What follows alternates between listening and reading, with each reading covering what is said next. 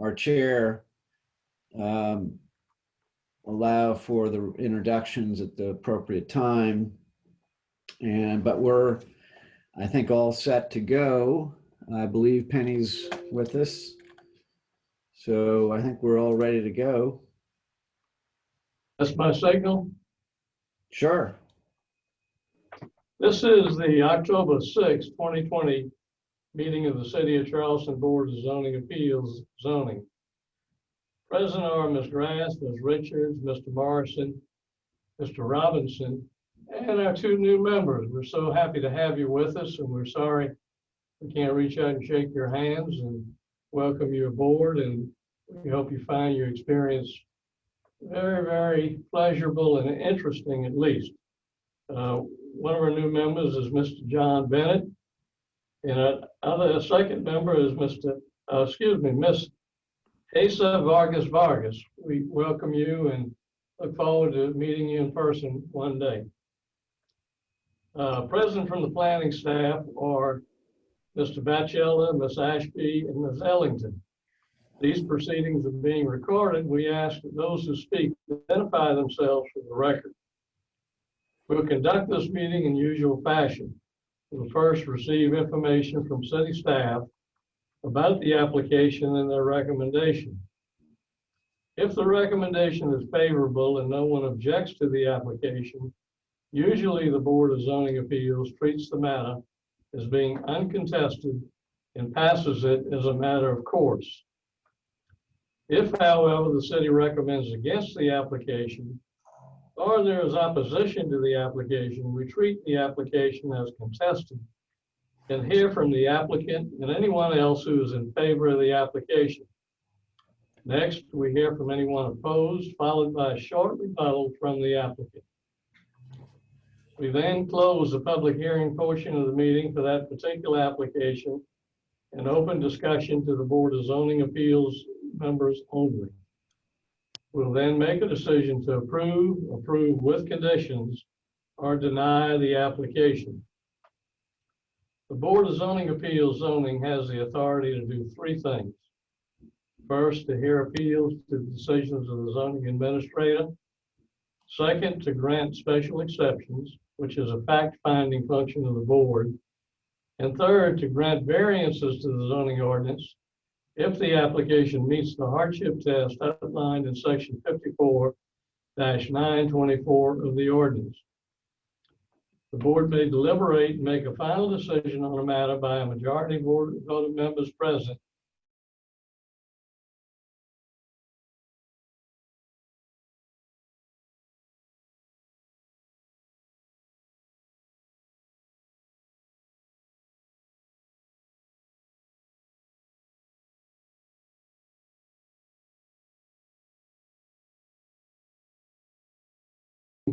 Findings. First, that there are extraordinary and exceptional conditions pertaining to the particular piece of property. Second, these conditions do not generally apply to other property in the vicinity. Third, because of these conditions, the application of the ordinance to the particular piece of property would effectively prohibit or unreasonably restrict the utilization of the property. And last, the authorization of a variance will not be of substantial detriment to adjacent property or to the public good, and the character of the district will not be harmed by the granting of the variance. I believe we have two items on the agenda that will not be heard tonight. The first one is item number 1B, 4A Orrs Court. That item has been deferred. Second item is item 7, 28 South Battery, and that item is also deferred. Neither of these will be heard tonight. Ms. Ashby, are there any other deferrals or withdrawn applications? No, Mr. Robinson. Anything else, Mr. Batchel? Are we ready? Let me just go over the protocol of how we do these Zoom meetings, because it's a little bit different. So I'm going to back up to the second slide here and just speak briefly about that. But once the chair announces each application, I will give a staff presentation and recommendation. We present the applicant's materials and give our recommendations. Staff will control the slide presentation throughout the meeting. We then announce any comments that we received and whether anyone has signed up to speak. The applicant, after being sworn in by the chair or by myself, will be allowed to present their application if opposition or questions are raised, followed by public comments from the pre-registered attendees in favor. Each speaker will be sworn in before speaking. Staff will then recognize registered attendees for public comments in opposition. Each speaker will be sworn in. Staff will then recognize the applicant for a short rebuttal before the chair closes the public comments and begins board discussion. And to provide comment, people who sign up to speak will be called when it is your turn to speak, and your microphone will be enabled. You may only speak once on each item. Once you finish speaking, your microphone will be disabled. So that's the protocol for how we do these Zoom meetings. And of course, applicants are able to join the meeting as an attendee for their item and be seen.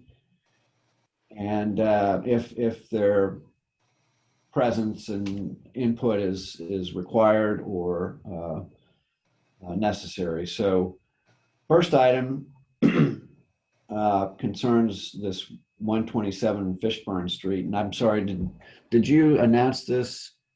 No, I was waiting for you to do Okay. the protocol. Yeah, go ahead and announce this, please. Thank you. First item on the agenda is 127 Fishburne Street.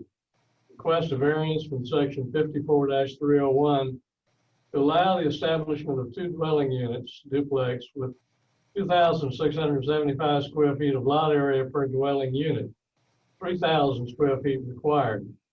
Request special exception under section 54-511 to allow 2 dwelling units, duplex, with 2 off-street parking spaces, 4 spaces required. Zone DR-1F. Mr. Bachelli.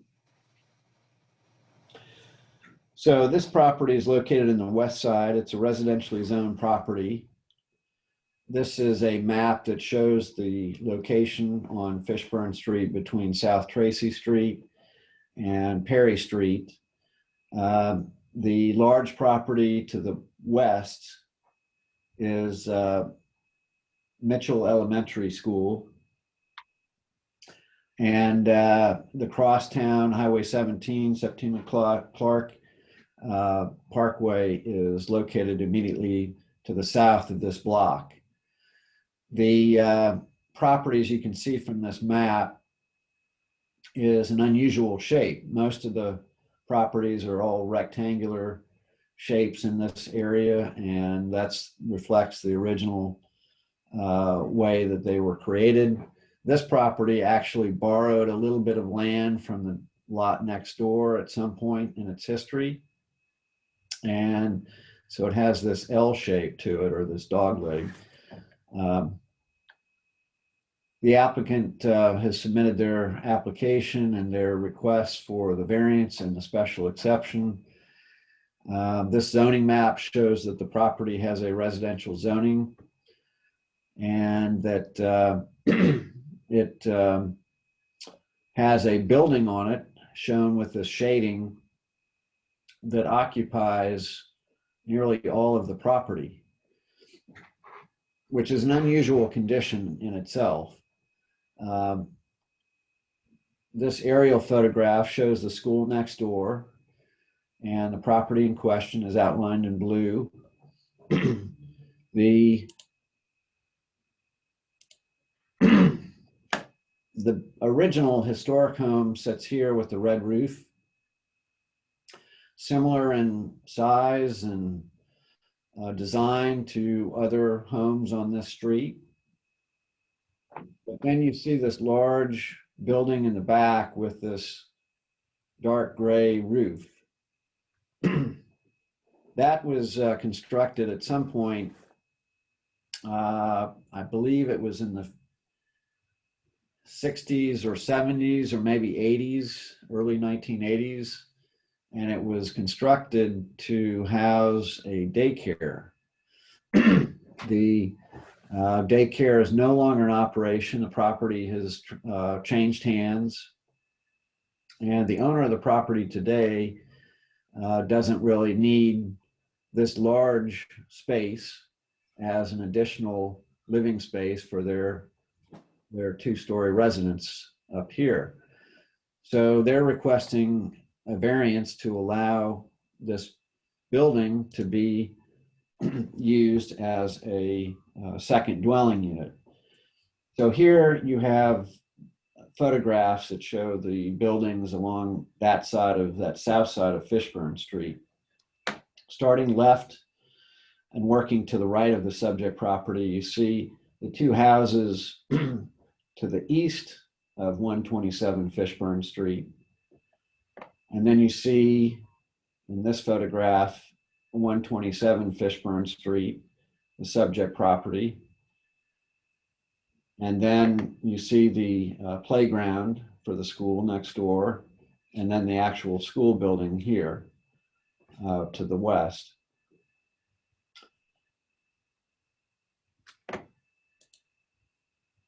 This is a photograph that shows that west side of the building as it faces the school. And and you can see that this is a very sizable building. And this survey of the property, again, shows the footprint of the historic home up front, as well as the large one-story addition in the back.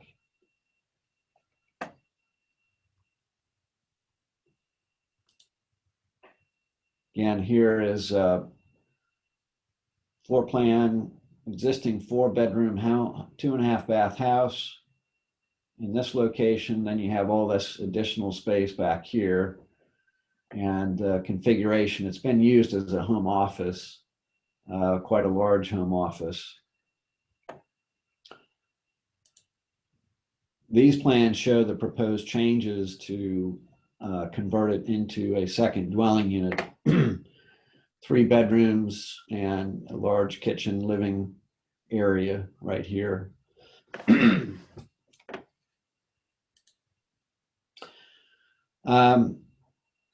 Before I get to this, so this is a variance. This property is zoned DR1F, and DR1F is a residential zoning district in the city that permits multifamily residential uses. That means 3 or more residential use units on a lot, provided the lot has at least a certain number of square feet, is large enough to meet the square footage requirements. In this case, this lot is only 5,350 square feet in size, when the zoning ordinance for 2 units requires 6,000 square feet. So being short those 650 square feet means that they're not entitled to 2 dwelling units on this property under the current zoning. And that's the first request, is for the variance to allow 2 dwelling units on this lot, which doesn't quite provide the minimum lot area that's required by the zoning on this property for these 2 units. So that's the first request. And just on that point, I know that the applicant had contacted the West Side Neighborhood Association and presented their plans to them.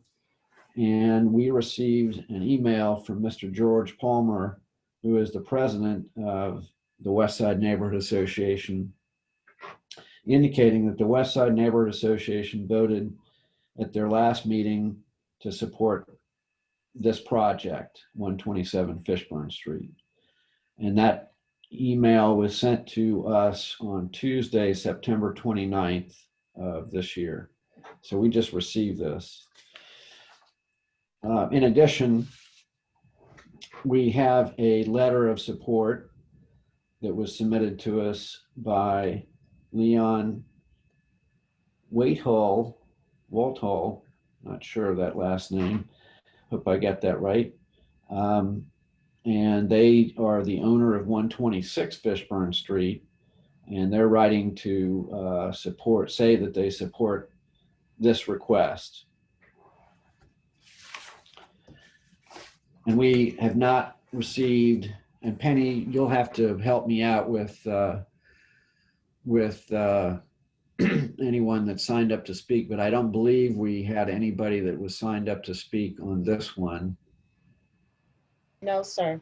We did not have anyone that signed up to speak. So we haven't received any indications of any objections or concerns from the public on this. And so that's the first request. And I wanted to go through all that for the first request before I get into the second request, which is parking. Whenever you do 2 units, you have to provide more off-street parking per the zoning ordinance. In this case, this property is not able to provide those additional parking spaces. There is a driveway, and this is a photograph of that driveway. And so there is room for 2 parking spaces to count towards the requirement for 1 dwelling unit, but there are not 4 parking spaces. And we, in order for us to approve parking as meeting the requirements for 2 dwelling units, you would have to have 2 spaces and 2 spaces. Each of those 2 spaces would have to be independently accessible. You couldn't have 4 spaces in tandem back to back. And so even though that might be possible on this property, we wouldn't count 4 parking spaces in a row like that in tandem as meeting a requirement for 4 parkings for 2 dwelling units. So that is why they are requesting the second request for the special exception to allow these 2 dwelling units with only 2 off-street parking spaces when 4 are required. And let me go into the details of this requirement because it's a little bit unusual. But so the city of Charleston has these kinds of situations all over the peninsula, especially where development was occurred before the invention of the car, and even after the invention of the car, there weren't many cars for many years. So the first parking requirements in the city zoning ordinance did not appear until the 1960s, to give you an idea of how much of a problem or lack of a problem that was up until approximately that time period. And of course, this house and most neighborhoods, virtually all the neighborhoods on the peninsula, predate 1960. So they were built before there were any requirements for off-street parking. And our zoning ordinance, to recognize that condition, includes an exception to not provide the required parking under certain circumstances. And if an applicant can show that their application meets certain requirements that are listed in this section of the code, then the board can approve the special exception to not require all of the required off-street parking. So the first requirement is whether the proposed use is an allowed use in the applicable zoning district. And in this case, 2 dwelling units on a DR1F zone property is an allowed use. So we feel that that condition has been met. And then the second one has to do whether the existing building as configured on the lot or the existing building as configured on adjoining lots make it feasible to provide off-street parking. In other words, whether there's space on the property to provide off-street parking or space to provide access to off-street parking. And again, there isn't sufficient space on this lot with the historic home up front and that large addition in the back to be able to meet that requirement. So we feel that that condition has been met. Third, whether the street frontage of an existing lot is so limited that a driveway for access to a parking area would unreasonably or impracticably reduce the area available for occupancy by structures. So certainly on very narrow lots, and we have those on the peninsula that might have a large backyard, but no space for a driveway to get to that yard, that would be a circumstance that would be met. But in this case, I don't think that's really applicable to this property. There is a driveway, but there can't be, there simply is not room on the lot for 4 spaces that we would require for 2 dwelling units. The fourth condition is whether grant of the special exception will adversely affect neighboring properties. And so that's why we feel that the applicant, in this case, needed to go talk to the neighborhood association and present their plans, because that neighborhood has expressed concerns about parking. And, and they have done that, and they have received the support of the neighborhood association. We think that this is certainly a unusual circumstance that they've satisfied that condition. And then finally, whether the applicant has pursued good faith efforts to provide off-street parking. That would be more applicable to situations where there's opportunities for off-street parking nearby. But in this case, there simply is not really an opportunity to locate those 2 required spaces on somebody else's property and do it in a way that is going to be long-term. So those opportunities just don't exist in the immediate area of this property. So I just wanted to run through that, especially for the benefit of our new members. But that explains the second part of the request. And I'll go back to the site plan.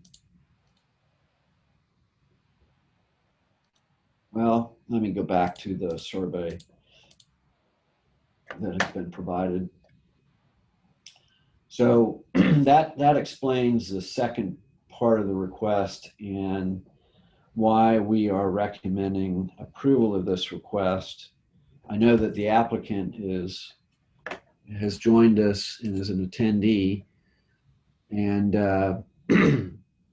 so I'll be happy to promote them if there are any questions or concerns that come up by board members. But we, as I said, have not received any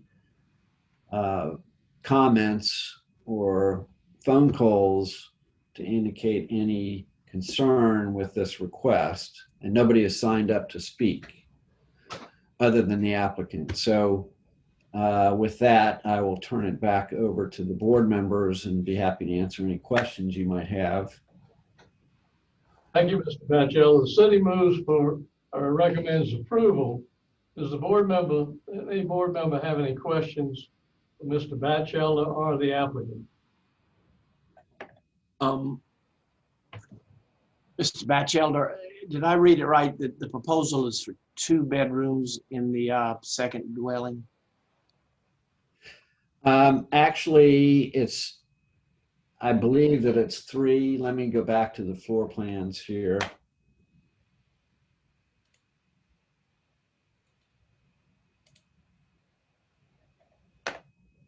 See, 1 bedroom here, second bedroom here, and a 3rd bedroom back here. Yeah. And did we hear whether or not anybody had contacted Mitchell or heard from Mitchell School, whether it had any view on this thing? I don't know about that, but I have the applicant, and I can promote them and let them speak if you'd like. Yeah, those are my only questions. I'm gonna promote Mr. Sullivan to being a panelist.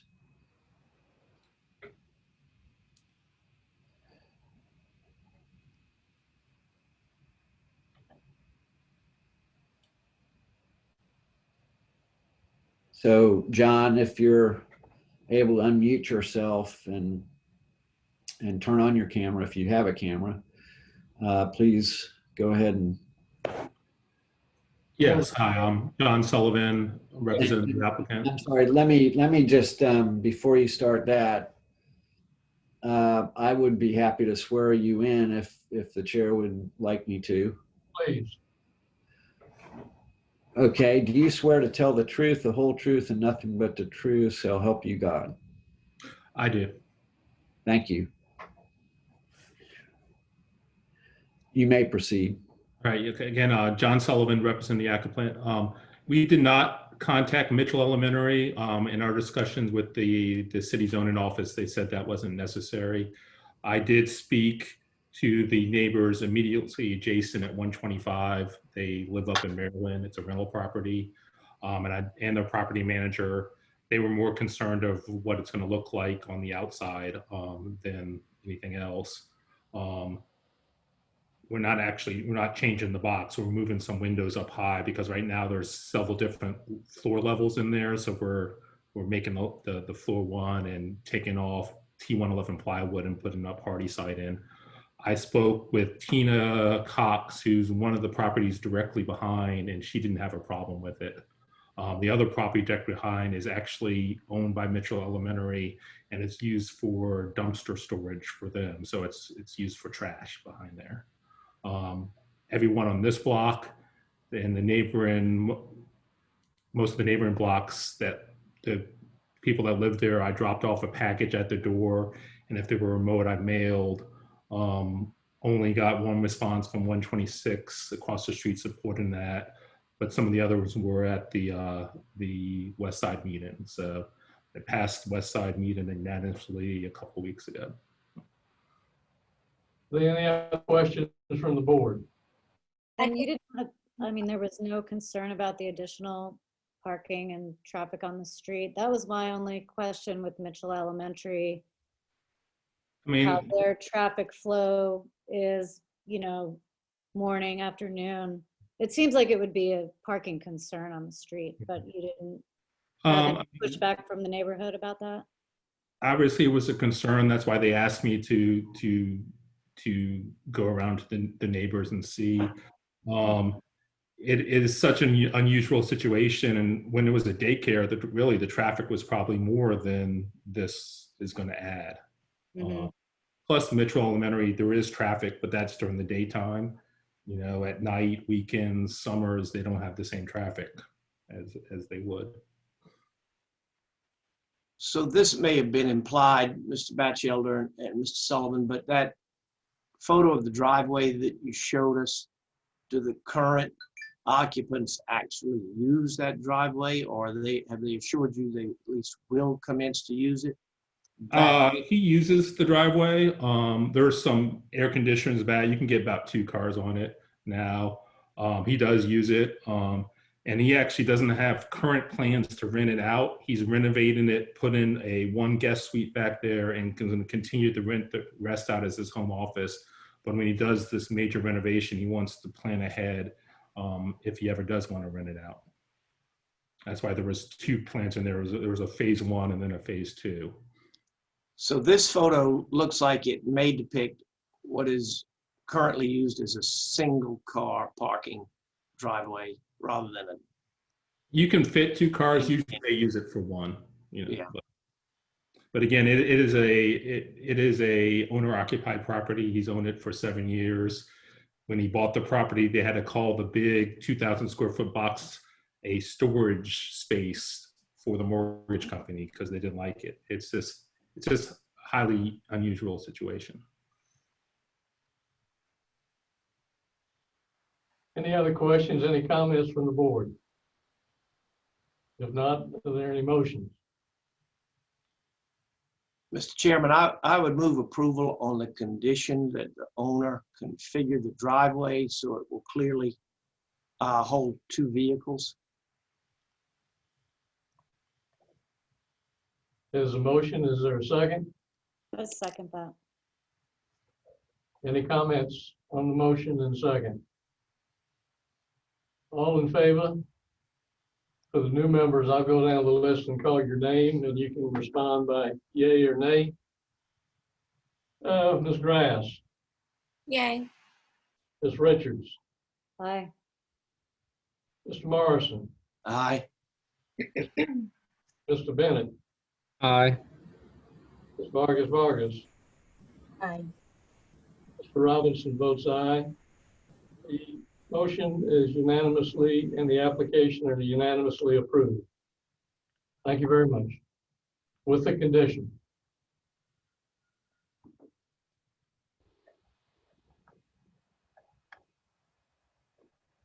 Item number 2 on the agenda is number 10, Nashmore Road. Request special exception under section 54-110 to allow a 1-story addition sunroom covered porch. It extends a non-conforming 7-foot rear setback, 25 feet required. Mr. Batchelder.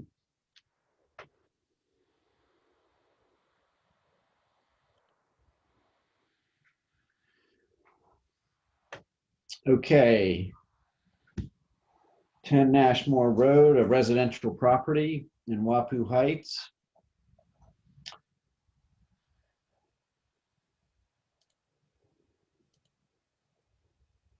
This map shows that this is a corner property on Nashmore Road and Palmetto Road. What is unusual about this house is that this house faces Nashmore, although the lot has the orientation of a home that would normally face Palmetto Road. So the depth of this lot is quite shallow compared to the width.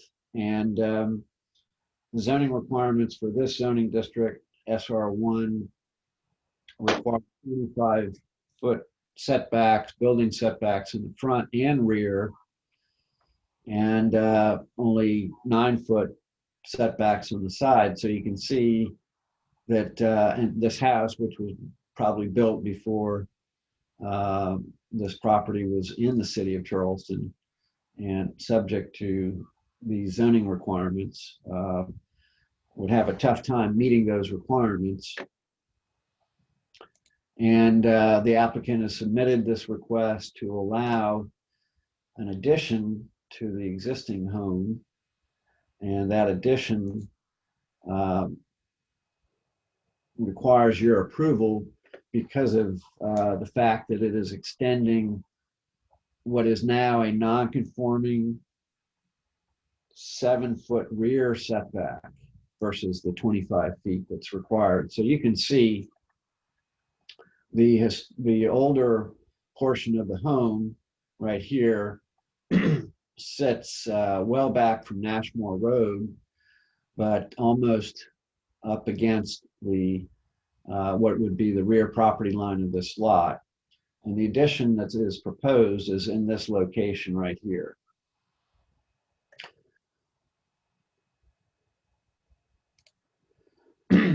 Again, our zoning map showing the zoning of the property is SR1, and highlighting the footprint of the existing house.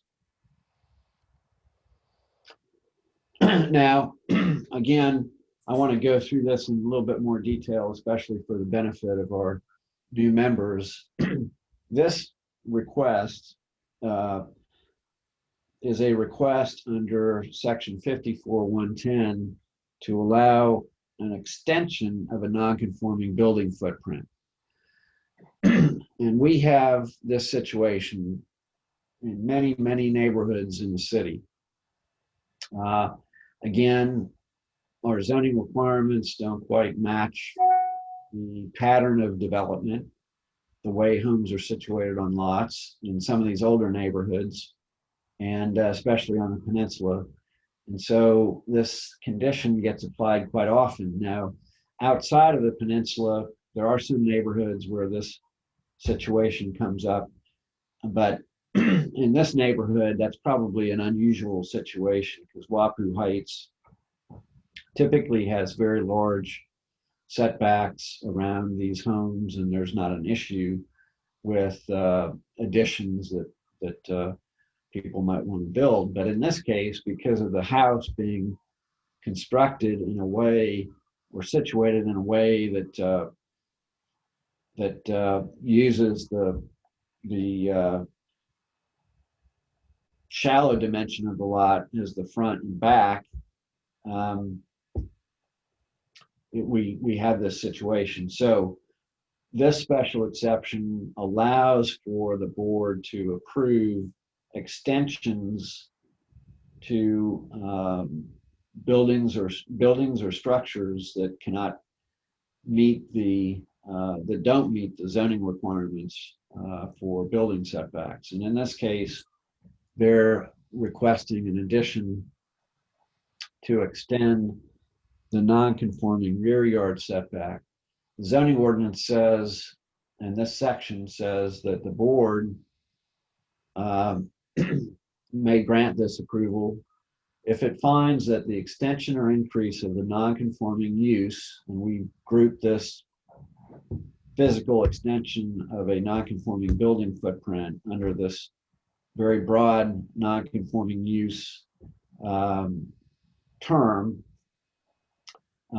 So if the board finds that the extension is one limited to extending or increasing the non-conforming use then in existence, and this gets applied in many different ways, but in this particular case, it's being applied for a proposed addition that extends the non-conforming rear setback. So this is an addition that will be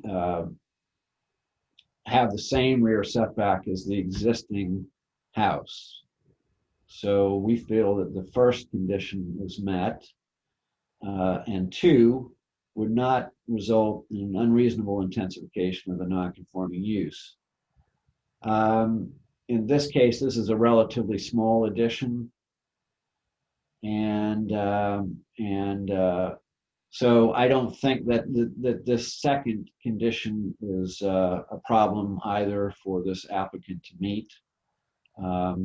This is a judgment call, of course, and as you'll see in the drawings, you can, of course, judge for yourself. But if for instance, somebody had a small house that violated the setback requirements and they were proposing addition that greatly extended that non-conforming building setback relative to neighboring property, that could be considered an unreasonable intensification.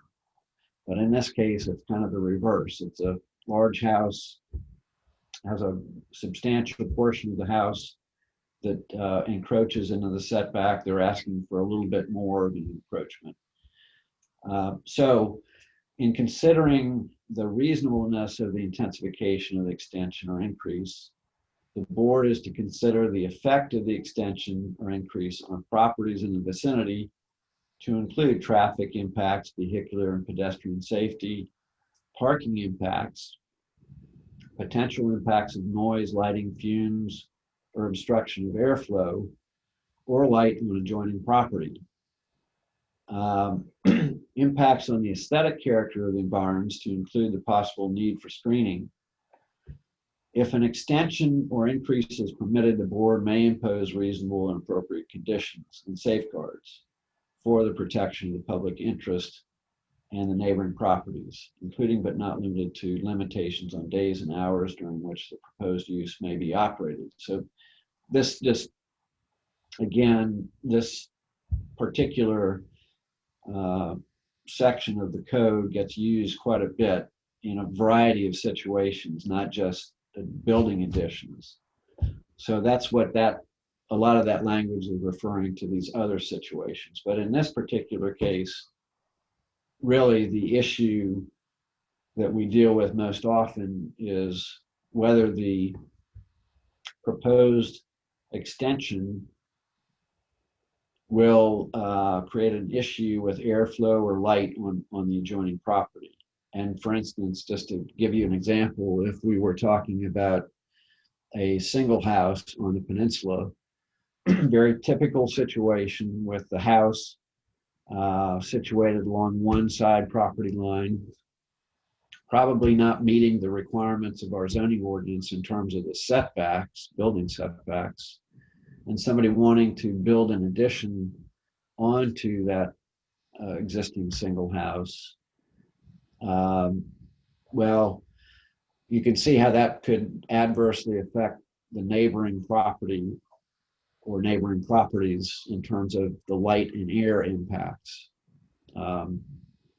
Because of this, the way single homes are situated and the way these lots for these single homes are situated on the peninsula.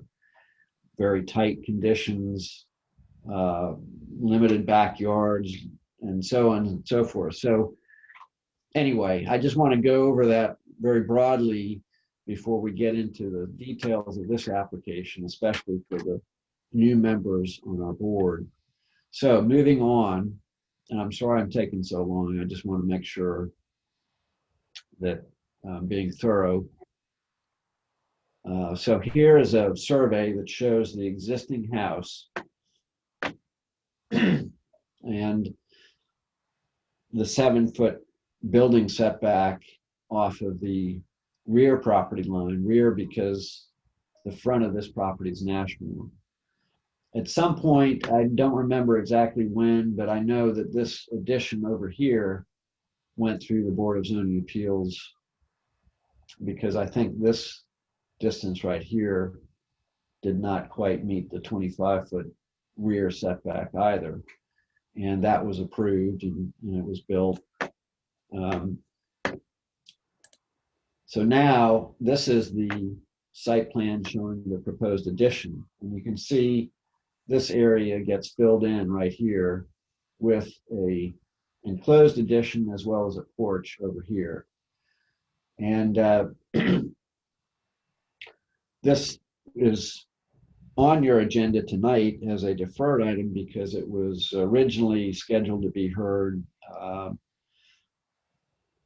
2-3 months ago, but it was deferred because a neighbor, the immediate neighbor over here on Palmetto Road, expressed some concerns about it. And we wanted the applicant to reach out and talk to that neighbor and try and resolve those issues. So they have met, and I'll show you I'll mention the letter that we received from that neighbor.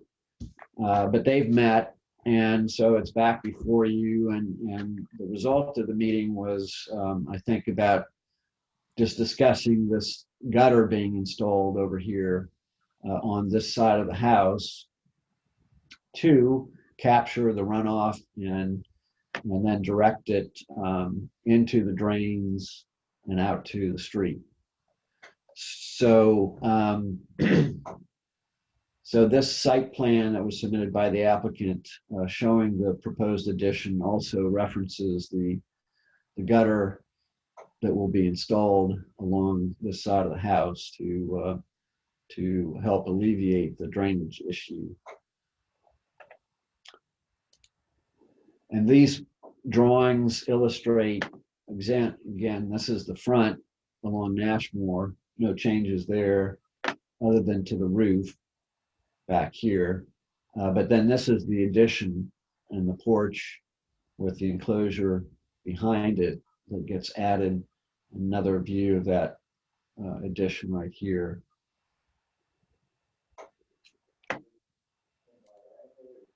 Elevations, existing and proposed.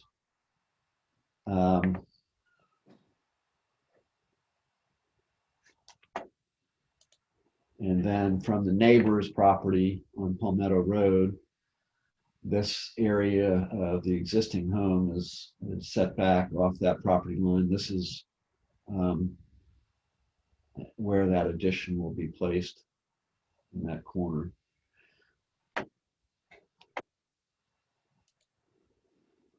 And then this illustration that shows the existing lot coverage being well below the 35% that's allowed by the zoning ordinance. And that's the lot coverage or occupancy of the building.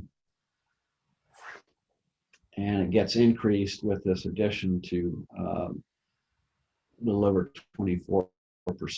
So still well below the 35% lot occupancy that's allowed.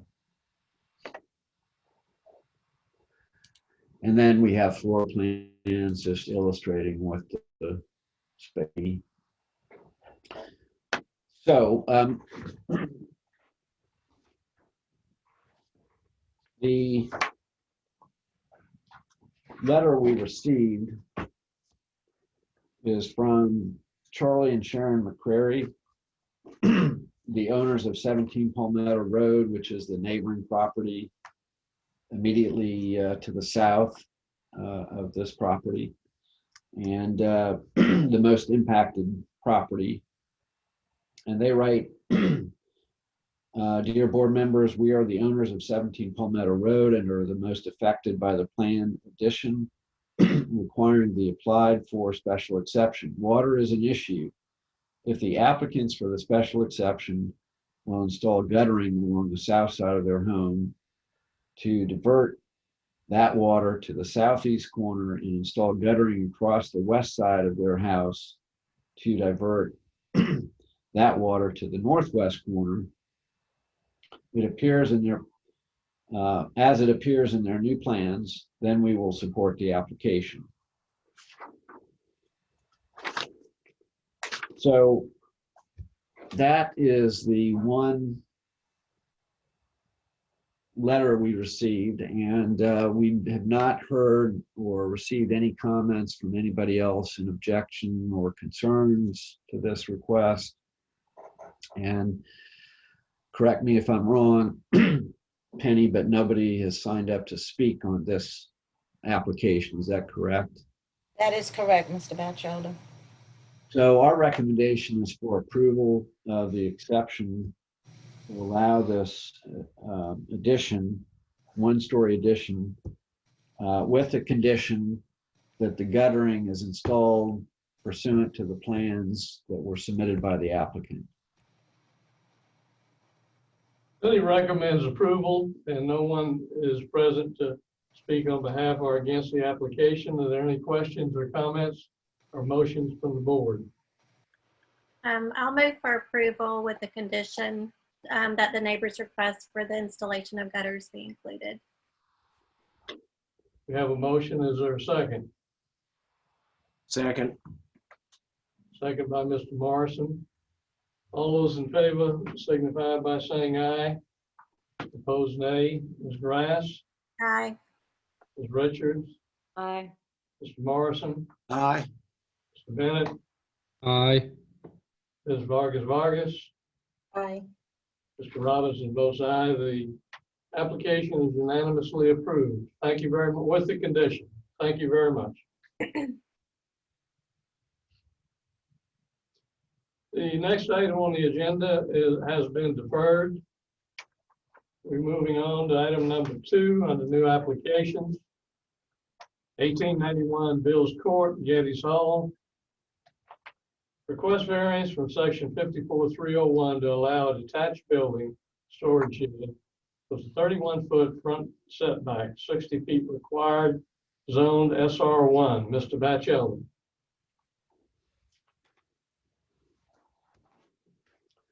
Thank you. So here we have a request for a variance to allow a detached building, a little storage shed, that doesn't meet the setback requirements.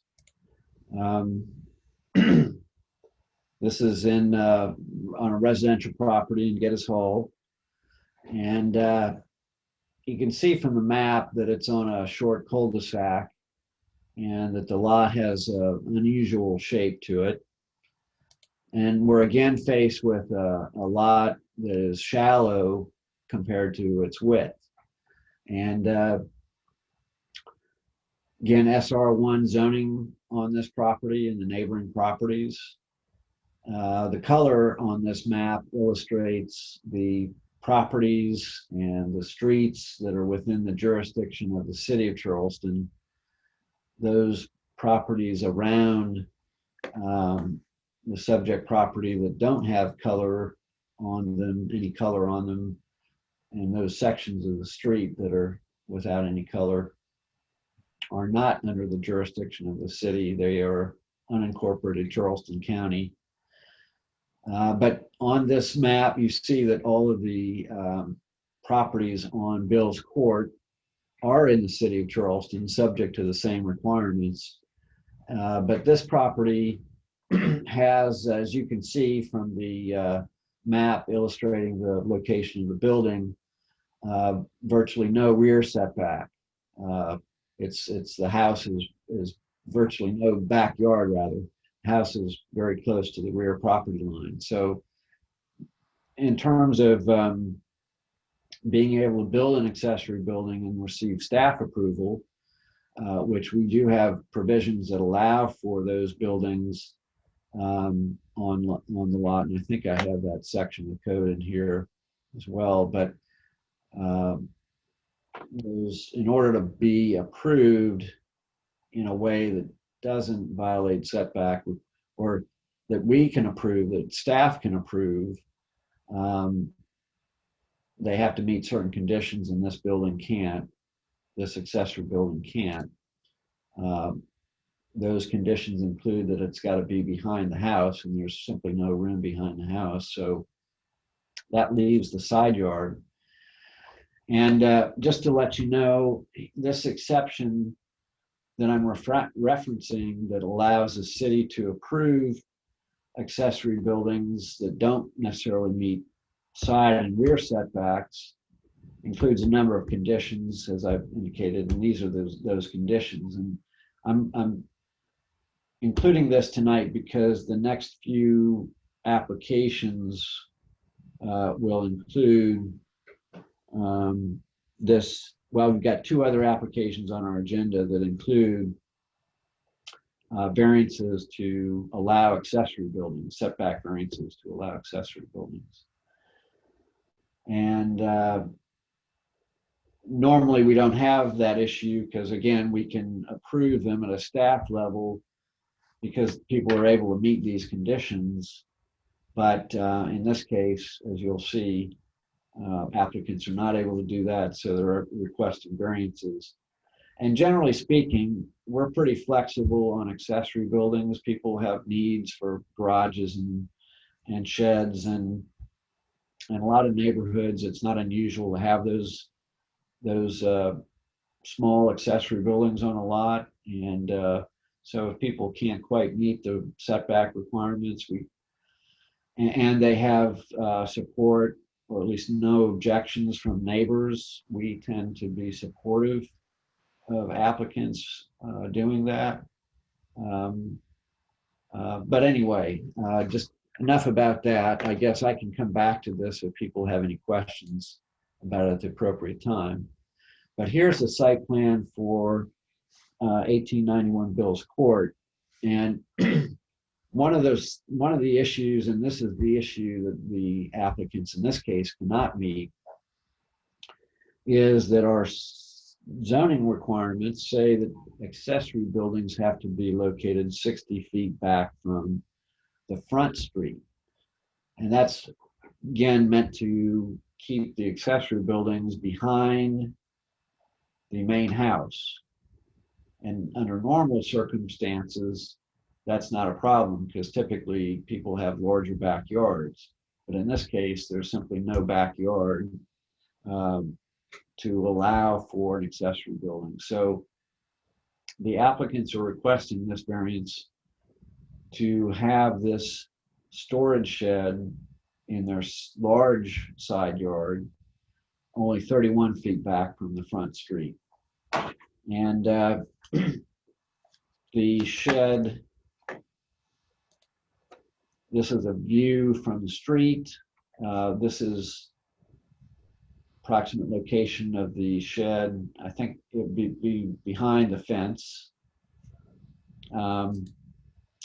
The area where the shed will be located. And this is the shed. So, and they've submitted their explanation of why they feel they meet the variance test. And we agree. We agree that the shape of this property presents a hardship, and it's an unusual situation, not typically found on residential lots. And without a variance, they wouldn't be able to have this very reasonable small storage shed for their materials to be stored in, and their lawnmower and that sort of thing. And in addition to their application materials, they did submit letters of support from all of the other homeowners on Bill's Court. So that includes Gabrielle and Ivan Bonaparte at 1886 Bill's Court. They have no objections.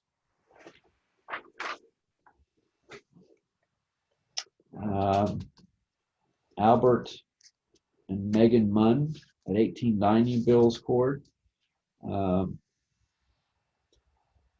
They're writing to say that they approve the shed being installed as discussed. And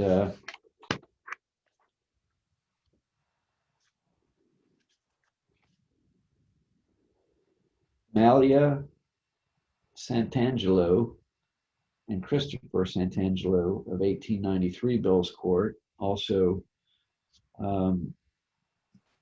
letting us know that they approve of the garden shed being installed on this property. Mr. and Mrs. Robert Leeton III of 1894 Bill's Court.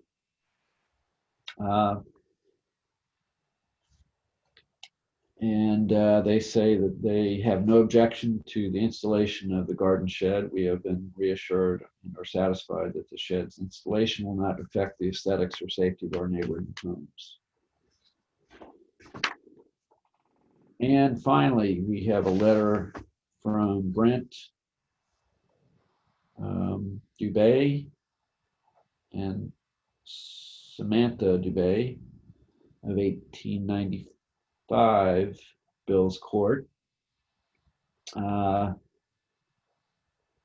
indicating that they approve of the shed being installed at this location as discussed with the neighbor and don't have any objections.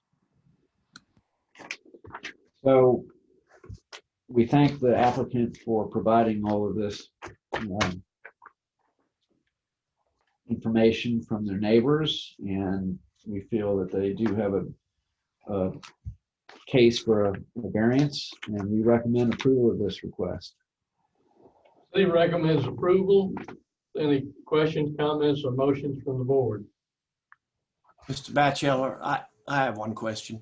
Yes. It strikes me that the aesthetics of this shed are pretty much controlled by the fact that that fence is there, and the fence doesn't impress me as necessarily being a permanent fixture to that house. I'm just curious if next year the owner decides to remove the fence because he wants to fiddle with his yard or the like, and the shed then becomes much more visible from the cul-de-sac and everywhere else. Nothing's to prevent him from doing that, and this is a done deal. It becomes a shed out in the middle of the yard with no blockage, no barrier, no visual barrier. I know this is a hypothetical, and I'm not going to vote against this, but I just wonder, out of curiosity, what if a neighbor comes back to you in a year and says, when I wrote the letter saying that I thought it was aesthetically pleasing, I assumed the wooden fence would remain in place, and now it's gone to my surprise. Well, I tell you what, we have the applicant in the meeting, and I can promote her, and I'm going to promote her because I think we probably ought to hear from her directly on that issue. So let me do that. I'm promoting the applicant to become a panelist, join us. And you're welcome to unmute yourself. Mrs. I'm not sure how to pronounce your last name, Greif?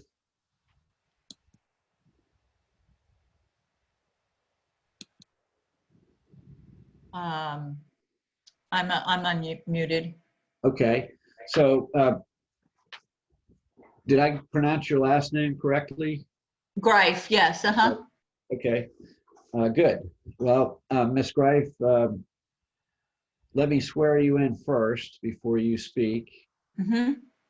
And then you can present your request and explain and hopefully answer the question that was raised. But do you swear to tell the truth, the whole truth, and nothing but the truth, so help you God? Yes, I do. Thank you. Ms. Gray, would you please answer the question Mr. Morrison posed? He posed a hypothetical situation. If I were to take down the fence, then the shed would be exposed to the neighbors in my cul-de-sac. I have no intention of taking the fence down. I mean, I don't know what would stop somebody if I ever sold the house, 5 years or 10 years from now from taking it down. I mean, that's, I have no intention of taking the fence down. I have a dog, I need the fence. I like the privacy that it provides. And we also like the privacy and a little more security for the property. So there's no intention of taking the fence down. If for some reason it fell down on its own, it would be put back up. As you can see, I have a new fence in the back there that didn't exist prior to this. So yeah, I don't know how to, do away with your worries about that. So that answers my question. Okay. Thank you. Thank you. Thank you. Any other questions, any comments, any motions? I'll move for approval. Ms. Grass moves approval. Is there a second? Second. Second by Mr. Morrison. All in favor signify by saying aye. Opposed, nay. Ms. Grass? Aye. Ms. Richards? Aye. Mr. Morrison? Aye. Mr. Bennett? Aye. Ms. Vargas? Aye. Mr. Robinson votes aye. The application is unanimously approved. Thank you very much. Next item on the agenda is 23 Anita Drive in Magnolia. Request variance from section 54-301 to allow detached accessory building storage shed with a 10-foot rear setback. 25 feet required, zoned SR2. Mr. Batchelder.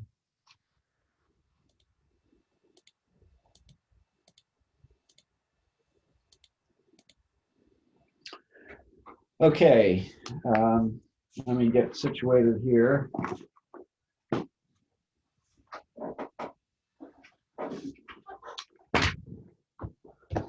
'23 Anita Drive, another residential property in a neighborhood called Magnolia in West Ashley. And again, we have an accessory building, small storage shed that this homeowner is requesting a variance for.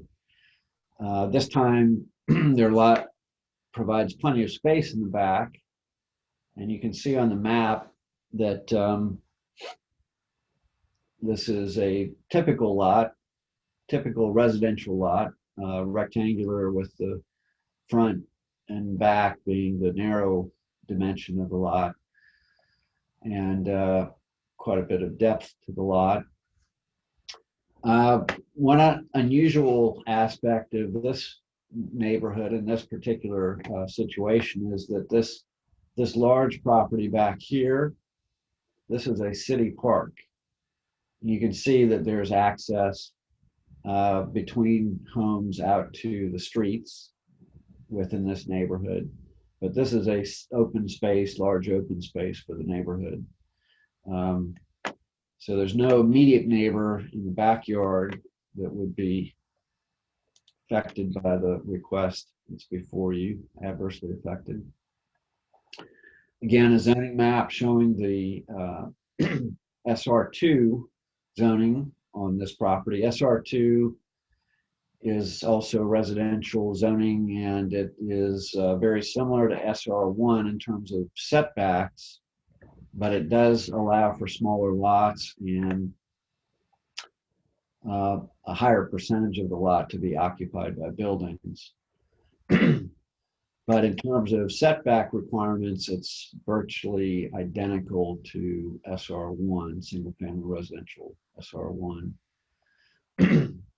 So the request, I meant to replace this. This is a little bit crazy. I don't know where those lines came from, but anyway, that's not the lot line.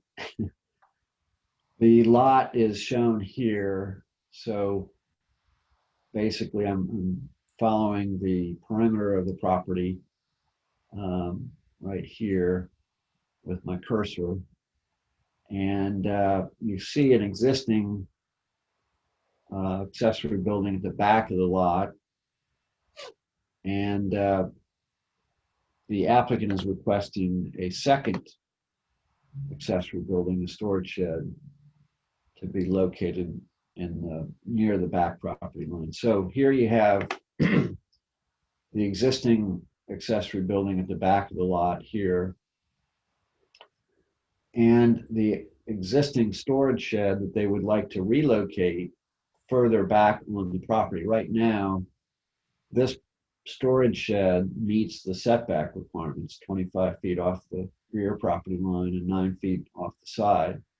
What they would like to do is move it back, further back on the lot, so that it is only 10 feet from the rear setback, rear property line rather.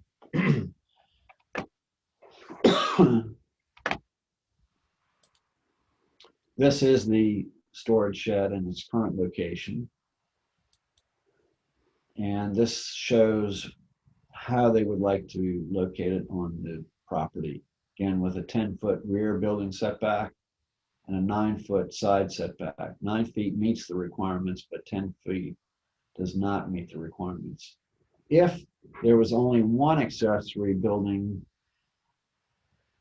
close to the rear property line, then yes, they would not require Board of Zoning Appeals approval for variance. They would be able to receive city staff approval for the plan. But because they want to have two buildings at the back of their property encroaching into that rear 25-foot setback, your approval for a variance is required. And they've submitted their request, their explanation of why they feel they meet the variance test. Again, I tend to be fairly flexible in my application of the rules and my support for variances if people have are being reasonable in their approach and not wanting to build huge buildings or tall buildings in the back, and they have support from neighbors. And in this case, this neighbor, this applicant rather, has submitted letters from other folks in the neighborhood. This is a email that we received from Bridget Lessier of the neighborhood on September 3rd. She is a homeowner at 42 Anita Drive, and she lives near and often fields questions regarding the backyard park, neighborhood happenings, zoning variances, and my capacity as a neighborhood president since 2010. She says that she has no objection to the applicants moving their 10 by 16 shed to the requested position on the property. In my opinion, this will not be an eyesore and it will not affect the use or view of the public park adjacent to our properties. Homeowners maintain their property well and will ensure that it continues to reflect well in the neighborhood community. And it is she says that it's her understanding that the adjacent neighbors are in full support. And we have a letter from Erin Nelson indicating that she is the homeowner of 25 Anita Drive. The property has a direct view of the property at 23 Anita Drive, and that she has no objection to moving their 10 by 16 shed to 10 feet off the rear property line.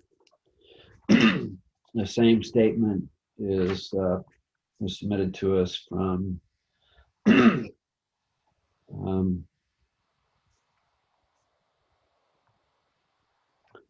believe Stephen Craig Nelson Jr. at 25 Anita Drive. Yes. And the same statement was submitted by John I'm not sure the last name, Radasil of 27 Anita Drive. Again, I have no objection to this. So that would be the neighboring properties on either side of this property. And so our recommendation is for approval of this request to allow them to shift this storage further back on their property. City moves, city recommends approval, and I understand no one is present to speak in behalf or against the application. That is correct, Mr. Robinson. Any questions or comments or motions from the board? This is Hesa Vargas. I do have a comment. Mr. Batchelder, this is the application where the narrative provided by the applicant is almost exactly, if not exactly, like the prior application. I thought that was interesting.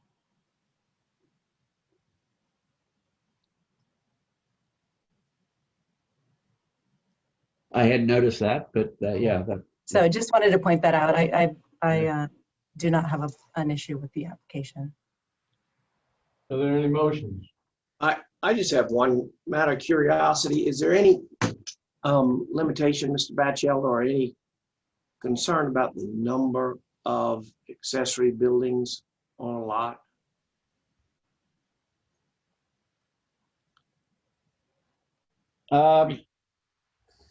I mean, could everybody in this little circular area, Anita Drive area, come get 2 accessory buildings? potentially?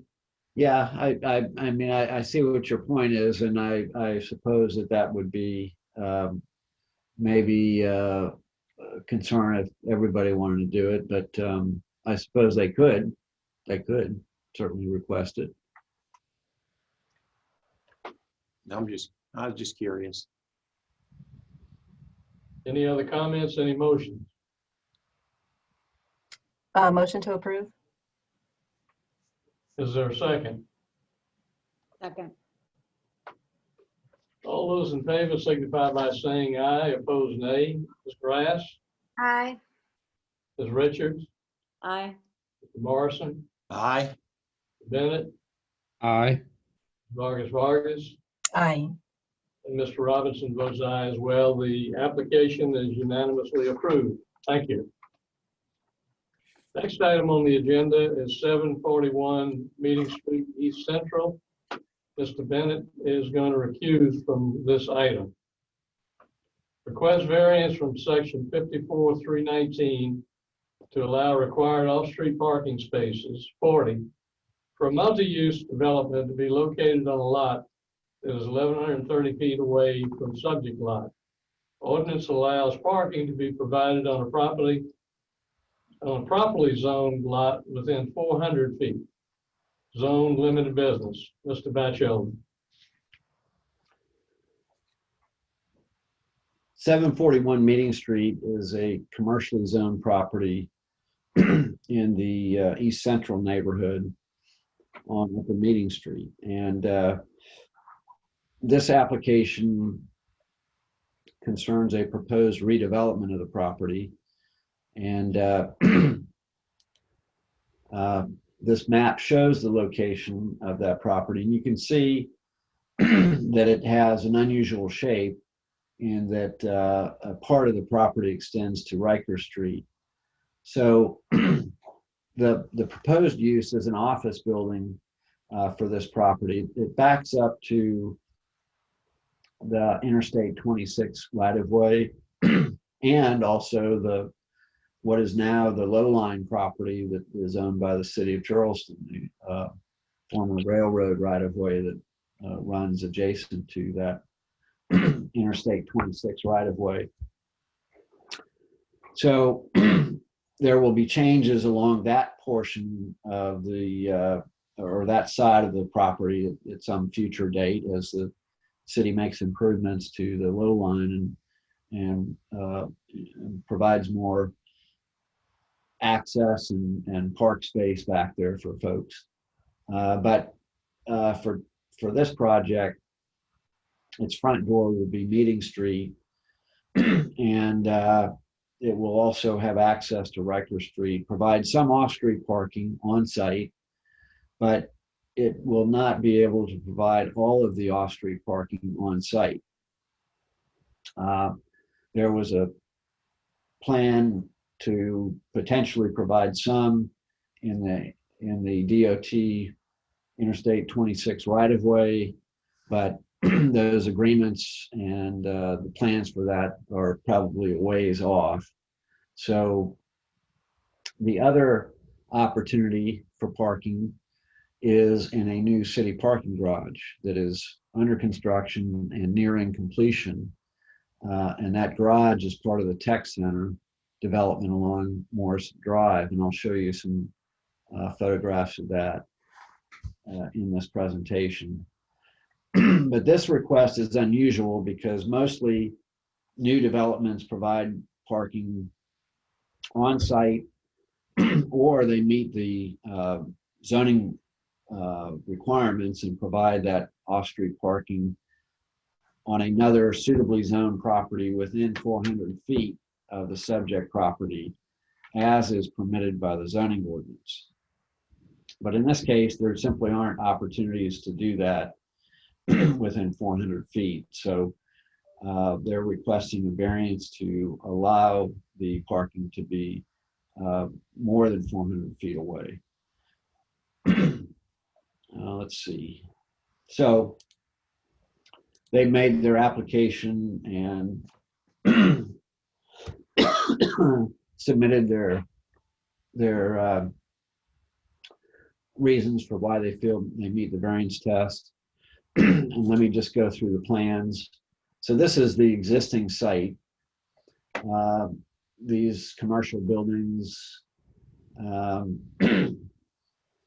would be demolished and replaced by a new building. This is the zoning map. The red indicates the limited business and general business zoning. And the purple indicates a zoning category known as the Upper Peninsula zoning district. And that is a zoning category that allows essentially all the same uses as general business, which is a zoning category that allows the most intensive commercial uses that we have. So King Street, most shopping centers have general business. Limited business means that it's more restricted, and there are hours of operation restrictions for restaurants and bars and that sort of thing. But basically, it's a commercial zoning district. And the office use that they would like to place here is allowed, of course, in limited business. And these are plans showing the proposed building on the site. So Meeting Street is over here on the right side of the site plan. There is a driveway for access to the parking on the north side of the building. Then you have parking underneath on the ground floor of the building with a retail space and cafe space up on the front, as well as the lobby for the office building. Then there's this exit that takes traffic out to Riker Street from that site. So that's the existing parking, or the parking that they're proposing to have within the planned building on site.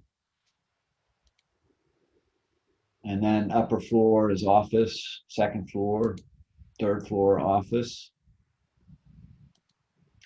And these are elevations showing the building. It's been reviewed by the BAR and basically has received final BAR approval. And this is the design that they have approved. Very attractive building.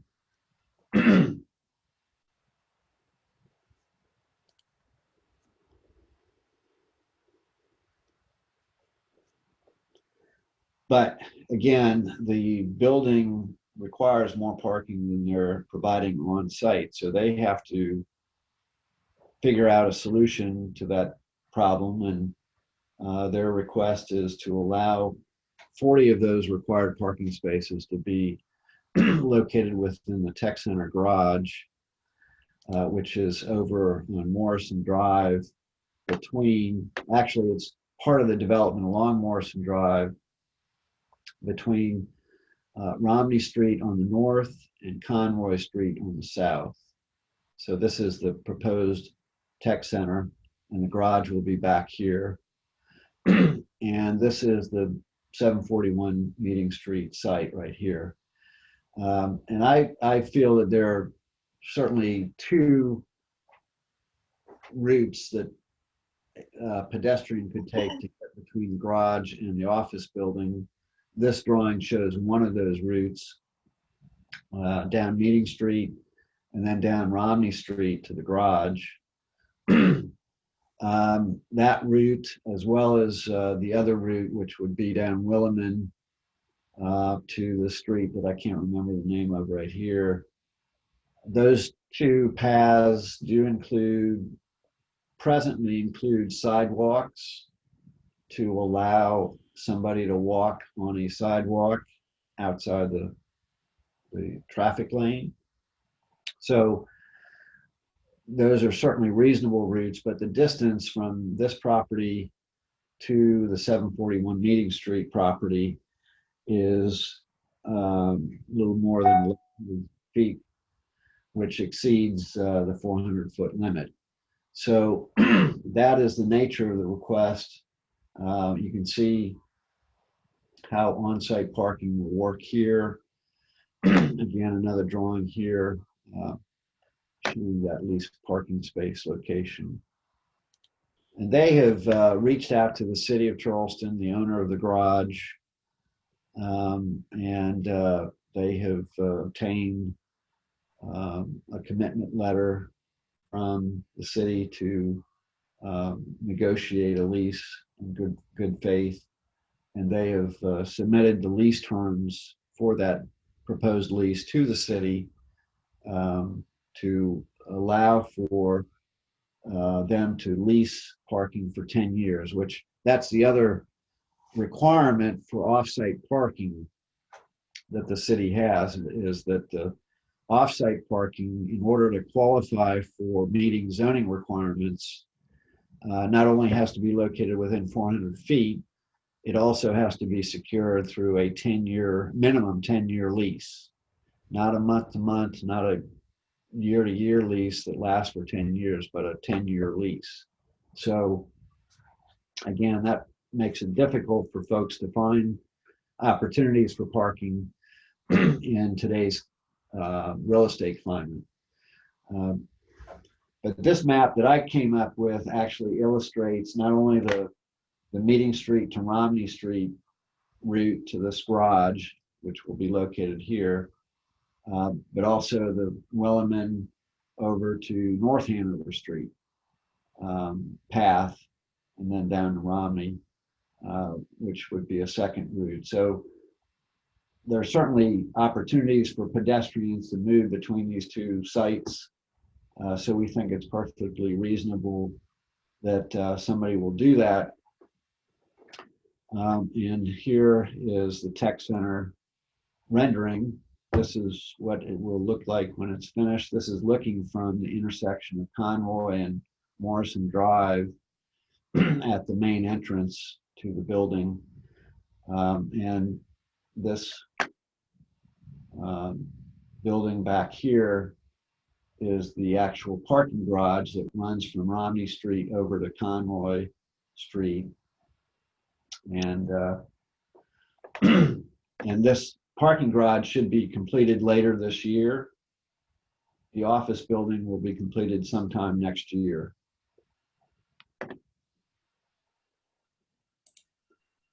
And this is the Romney Street exit for this parking garage. And I'm so happy that the architects for this garage included a sidewalk for pedestrians to leave the building, leave the garage, so that instead of walking in the drive lane, the driveway, they'll be able to walk on a separately allocated space for pedestrians. So this would be the entrance and exit for people who use the garage for parking and want to walk over to 741 Meeting Street. So it's all set up to work, and for this project to be completed and approved and built, they really need this parking to meet this one zoning requirement. Now, if I can go back, so this building, of course, will be a fairly sizable building. We're very pleased with the design. I know that they've worked hard on getting this through the BAR, and it's going to be a wonderful addition to that part of the city. And certainly there will be people who utilize the parking garage to park in and walk to the site, this office building. But we think that the situation up here is such that we need to create more mobility options for people who will be utilizing this building or coming to it. And by that, I mean, not just driving, not just walking, but also transit. Meeting Street is a major transit route for buses coming into the city and leaving the city. And it will be the route for the low country rapid transit line that is being developed, being planned, and will be completed at some point in the not too distant future to provide rapid transit between Somerville and Charleston, downtown Charleston. When those buses enter the city, they will be coming down Meeting Street right past this building. So we think that mobility options are key, and we think that this project, because of this situation where a substantial part of the parking is going to be located off-site, will have a greater need for those options. So our recommendation is for approval of this request, but we think that a condition is warranted that, number one, and let me pull this slide up.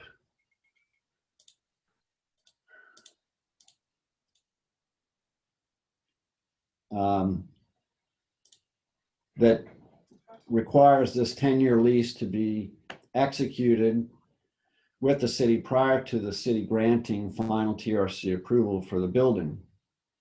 And what final TRC approval means is that the city is signing off on the plans for this building, and a building permit could be issued at any point to start construction of the building. And we think that that lease needs to be executed before the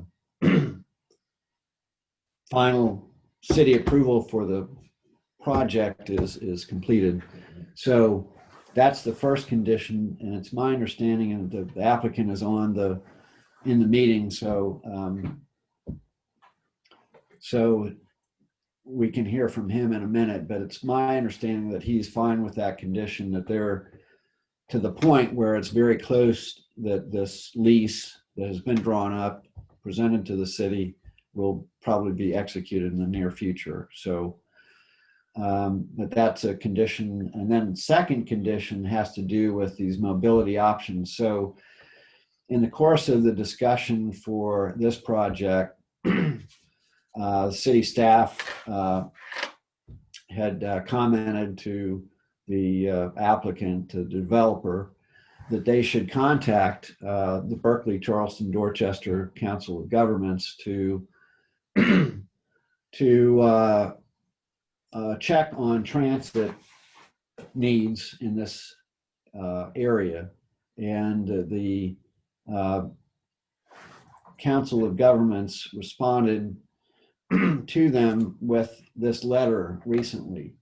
And now the request was made of the developer back in August of last year. So I'm not sure exactly why it took so long to get to this point, but the Council of Governments, which also, I guess, represents CARTA in certain respects, would like for the site, 741 Meeting Street site, or a site within the immediate area of this property between 731 and 753 Meeting Street, to have a new transit facility, a bus shelter. And so this letter was written by Ms. Vitello with the Council of Governments and CARTA to explain that need and their request. And it's my understanding that the applicant was going to work with them to try and make this a reality. Well, we think this is important enough that this really ought to be part of the approval, a condition of the approval for this request. And so our recommendation, as I've tried to explain here in this second condition, is that this condition be attached to require the developer to show it on their plans, on their property, or on another property that meets the requirements of the terms of that letter from Ms. Botello, before the city grants TRC approval for the project.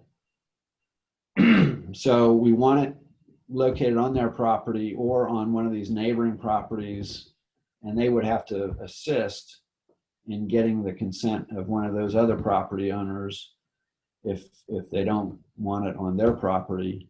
But we need that shelter in this immediate area. And so the condition is that they would have to do that, have to show where that location is going to be before we grant final TRC approval for the project, and that the shelter be constructed pursuant to the terms of that letter before the city issues the construction completion certificate at the end of the building construction when it's ready to be opened. So, and just going back to the image here, we think that maybe over in this corner, if on the site, there is an opportunity for locating that bus shelter. And if you look at I go back here, so the addresses were between here and here. Somewhere in this block, we've got to have that shelter. And again, this is right smack dab in the middle. It's a large enough site that there ought to be some flexibility on where it goes. And certainly if we can work out something to locate that shelter somewhere else, that would be suitable somewhere else on this block, according to that letter, that would certainly work well too. But we want to make sure that we're going to end up with a shelter somewhere in this location. So I know the applicant has some concerns about the timing, I think, with regard to this condition. But that's what my recommendation would be to start this discussion. I know that we're getting towards the 2-hour mark in this meeting, but I felt like this was an important project to have this discussion for, and transit is a major concern for this area. We want those facilities. Mayor Riley always said he had a 50-year rule when he looked at things, and he said, well, what do we think this is important or will be important 50 years from now? Well, 50 years from now, who knows how we're getting around, but I think transit will certainly be an important part of whatever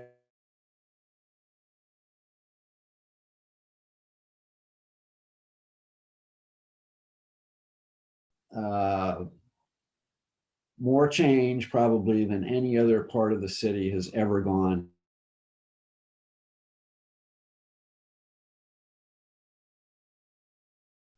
With a lot of residential uses around, a lot of homes, and it's being transformed into a major office tech hub, and that development will only continue as time goes by. So we think transit for this area is especially important, especially given the fact that we've got a major bus line currently using Meeting Street and a future bus line coming that will make use of this corridor as well. So that's my recommendation, and I'll be happy to answer any questions. And if we want to move forward, I see that the applicant is in the meeting. I can make them attendee at the appropriate time, unless you have questions. He recommends approval. Mr. Batchelor, would you promote the applicant and I have one question, please, Mr. Robinson. I'd just like to get a clarification.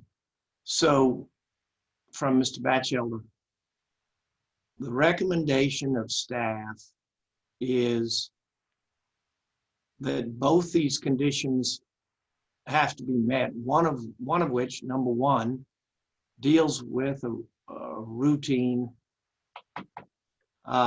variance issue. Number two seems to be arguably outside our purview. You're asking to condition a variance on a concession to the Council of Governments. And I just wonder if we have the authority to do this. And maybe the applicant's fine with it, but it gives me pause. That's a very good question, and my answer would be that the parking variance, the variance that's being requested to locate 40 of the required parking spaces 1,100 feet, more than 1,100 feet away as the crow flies, and as a person walking, it's going to be anywhere from 1,600 to 1,700 feet away. So that's well over a quarter mile away between the garage and this office building. And I think, the garage is going to be extremely useful for this project and other projects up there in that area. It's going to have, I think, 800 parking spaces roughly. It's going to be a huge parking garage. So that's important, but the reality is that people sometimes don't want to park so far away. They look for more convenient parking. And so people may not always be inclined to use that parking, but at the same time, we want to promote these transit options. There is an ordinance, I will say, that is part of the zoning ordinance now that was adopted by City Council about 2 years ago, that now requires projects that go through TRC, which means office buildings and retail buildings and larger buildings that require that approval process to essentially provide transit facilities. And so working with the Council of Governments, and so we have some leverage over them to do that. We just want to make sure that we're going to end up with a transit facility in this location. I feel that is connected to this request, maybe a little bit loosely connected, but we're talking about a mobility option when we talk about parking. And I think if we're maybe not quite meeting the requirements of the parking of the zoning ordinance for parking on site or within 400 feet, then maybe we need to make sure we've got these other transit mobility options for people who will utilize this building. Well, frankly, I don't know if I buy that, but I want to hear from the applicant anyway. We can talk about this later. Okay. Mr. Batchelder, would you promote the applicant and Yes. Ask him to make a statement? Okay. I'm going to promote Mr. Maddox. And Mr. Maddox, are you with us? You can unmute yourself.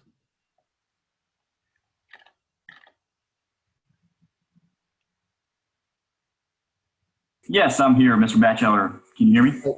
So let me swear you in first, Mr. Maddox. Yes, You sir. swear to tell the truth, the whole truth, and nothing but the truth, so help you God. I do.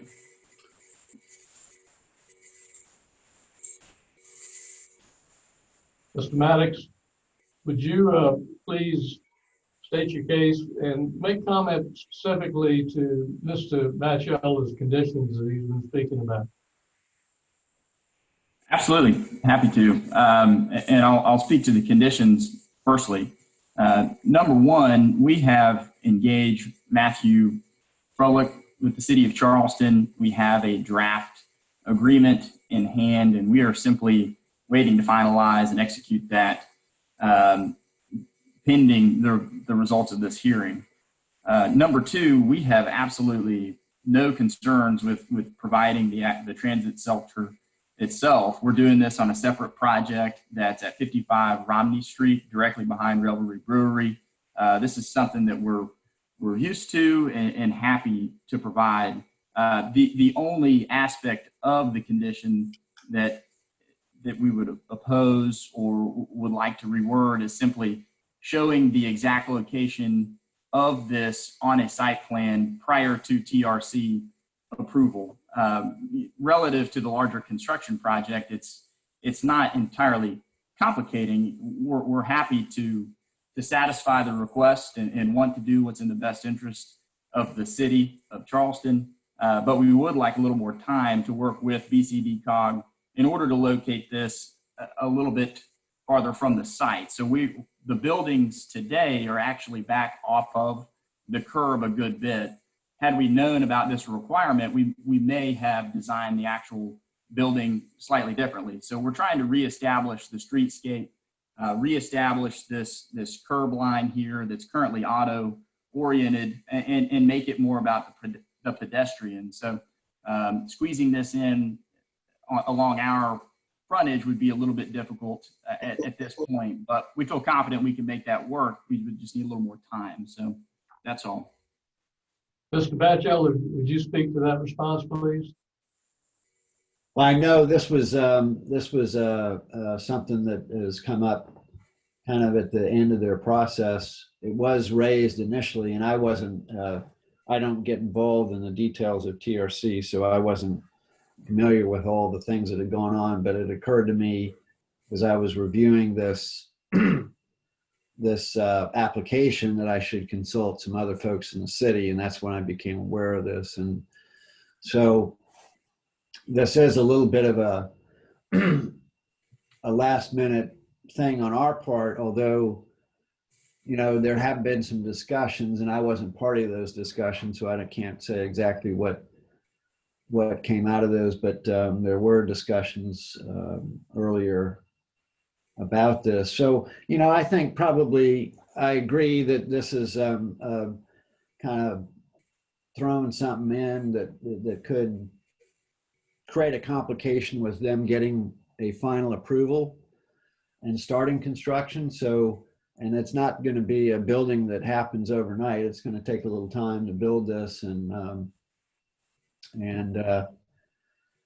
also, you know, perhaps we can come up with a different way of wording this to give them some flexibility on timing. If I may, Mr. Batchelder, I would like to note as well that ideally we would never use the parking spaces in the garage. This is simply a function of our first request, and ideally with the planning department, would be that we would park and help spur development along the low country low line. Given the relationship between SCDOT and the city as it relates to the land directly west of our parcel, it's just complicated to construct shared parking and travel lanes that would be used for both a private and public benefit. So for that reason, we're seeking spaces within the garage. Ultimately, we may need them. Ideally, we would never. Ideally, we would be a big part of spurring development along the low line.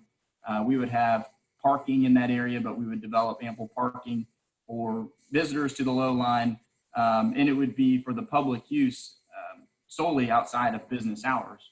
So that is our ideal situation, but just as you can imagine, the relationship between the city and DOT complicates those conversations.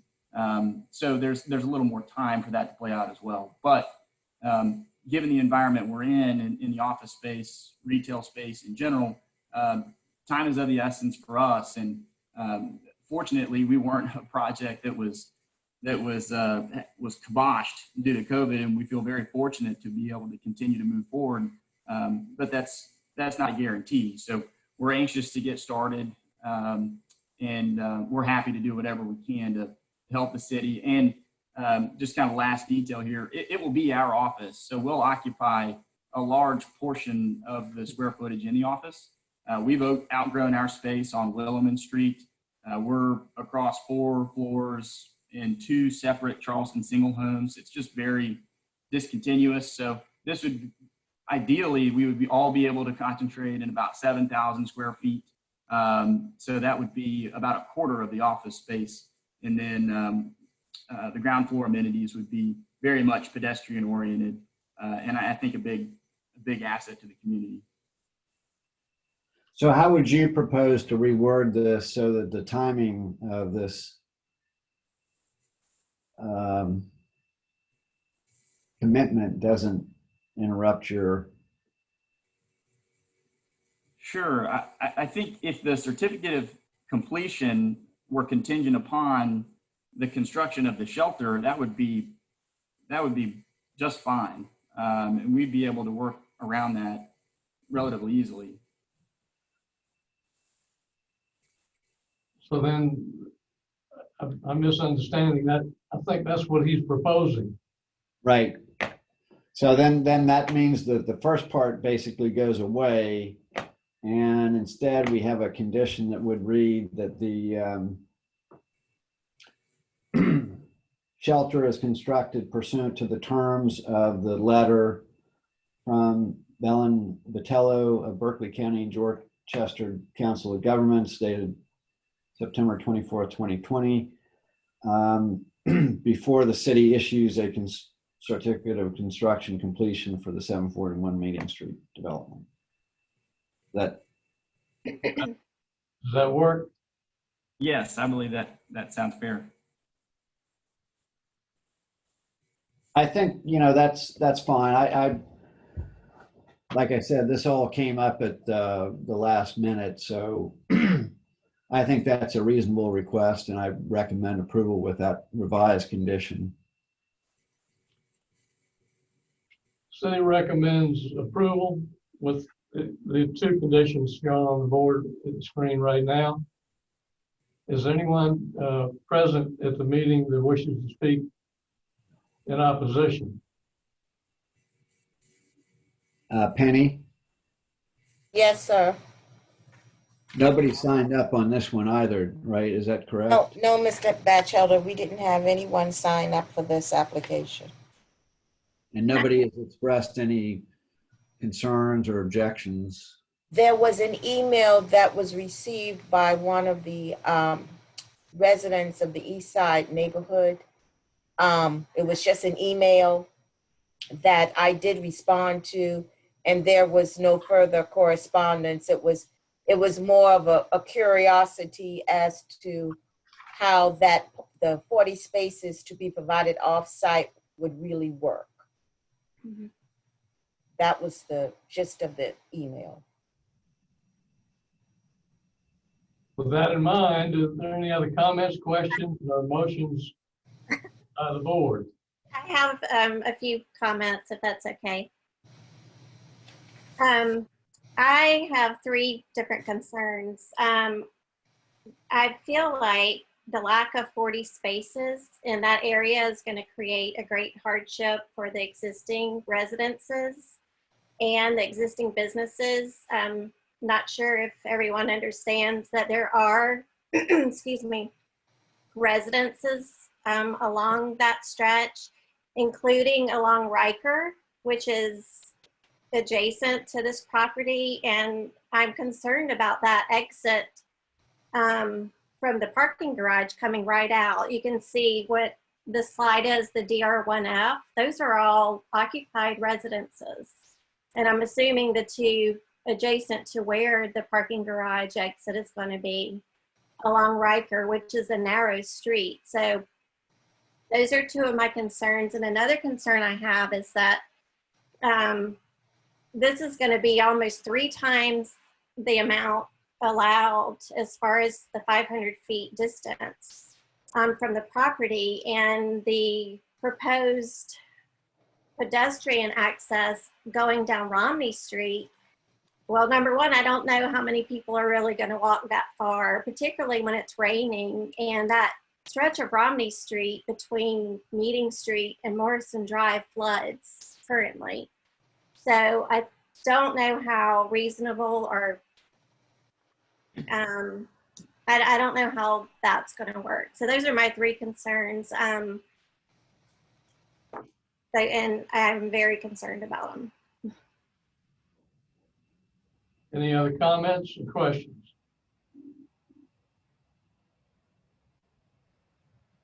Does anyone wish to address Ms. Drass's comments? I'd be happy to speak to it. As far as the distance is concerned, can you hear me okay, everyone? Yes. Okay, perfect. As far as the distance is concerned, it's really not much of a hike. I think it does look farther on a map. Having been in this area for a number of years, it's pretty easy to walk to Revelry Brewery. Fortunately or unfortunately, I've done it a good bit over the years. And that's about the same distance from our office here on Williman Street over to Revelry Brewery.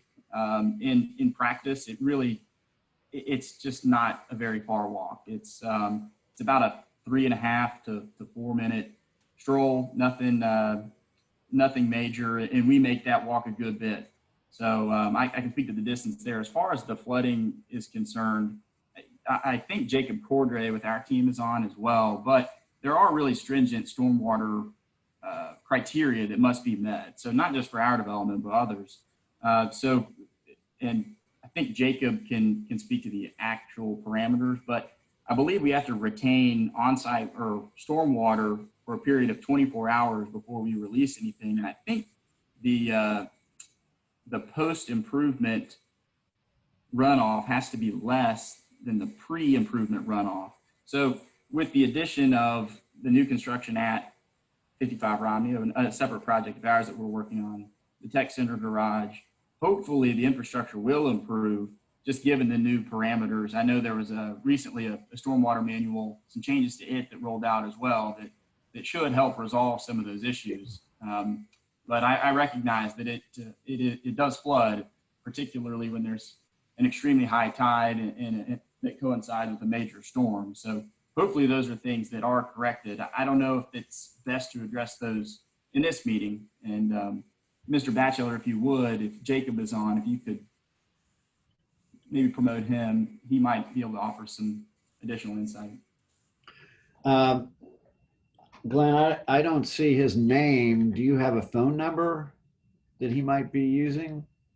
I do. I see a 540-599. That's him. That's him? Okay.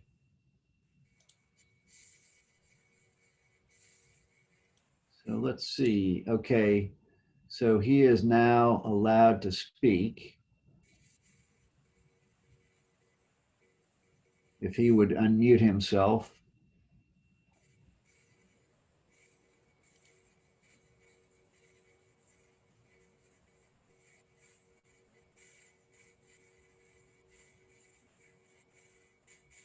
Okay, so I've asked him to speak and enabled him to speak.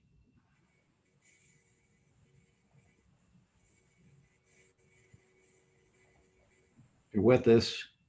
And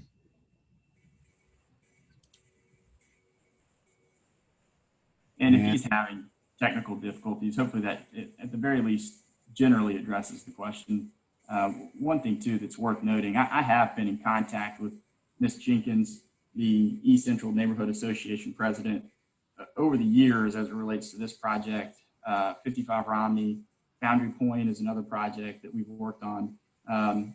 She's in support of the project itself and helps me in particular when it comes to staying in touch with some of the other residents that I don't have direct contact with. That said, I do have a relationship with Mr. Bruce White at 4 Riker Street. His nephew currently lives in the house, but he is in Georgia, but we speak probably once a month 8 Riker Street, Mr. Maxwell, we don't speak quite as regularly, but he's been made aware of the development itself, and he currently rents 8 Riker to 2 tenants currently. And then Mr. Wilson recently acquired 10 Riker Street. We have spoken on several occasions about the project itself. The house has been in disrepair since we've been. He's currently improving the house, and I don't know what his plans are. I believe it's an investment property, but at the very least, I have communicated with those 3 owners on a pretty regular basis. And then I pop into Habitat for Humanity occasionally.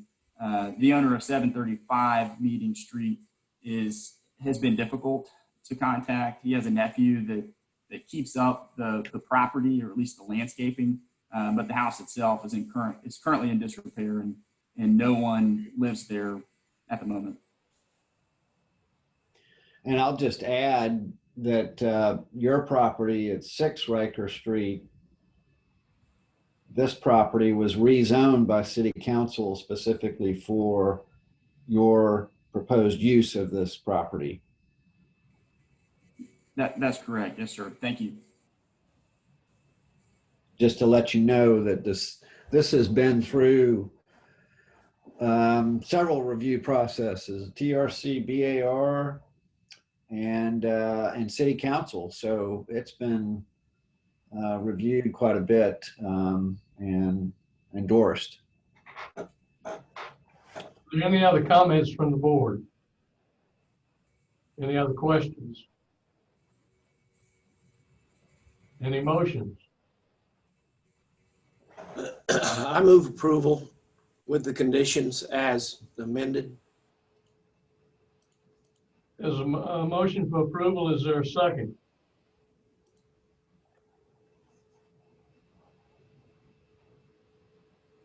I'll go ahead and second that motion. All those in favor signify by saying aye. Ms. Grass? Nay. Ms. Richards? Aye. Mr. Morrison? Aye. Mr. Bennett has recused. Ms. Vargas? Aye. Mr. Robinson votes aye. By a vote of 4 to 1, the motion passes and the application is approved. Thank you very much. Thank you. Next item on the agenda is 297 Ashley Avenue West Side. Request variance from section 54301 to allow a detached accessory building garage with a 1.5-foot south side setback, 7 feet required, zone DR2F. Mr. Batchelder.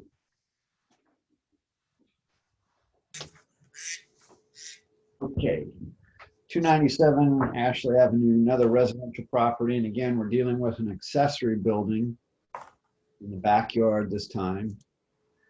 So here is the property. It is fronting on Ashley Avenue, right where the, I don't know what you call that, the tree median on Ashley Avenue that we all know is located. So just gives you a point of location. And you'll notice on this map that this particular lot, the 297 Ashley Avenue lot, is similar in width to most of the other lots on Ashley Avenue in this area, but it is a little bit shallower, and don't know exactly why that is, but it's not as deep, and so that plays into the request for the variance. So they've submitted their request and their explanation about why they feel they meet the variance test. And again, here's a zoning map. Home on the property sits relative to the street like most homes do. It's up close to the front property line.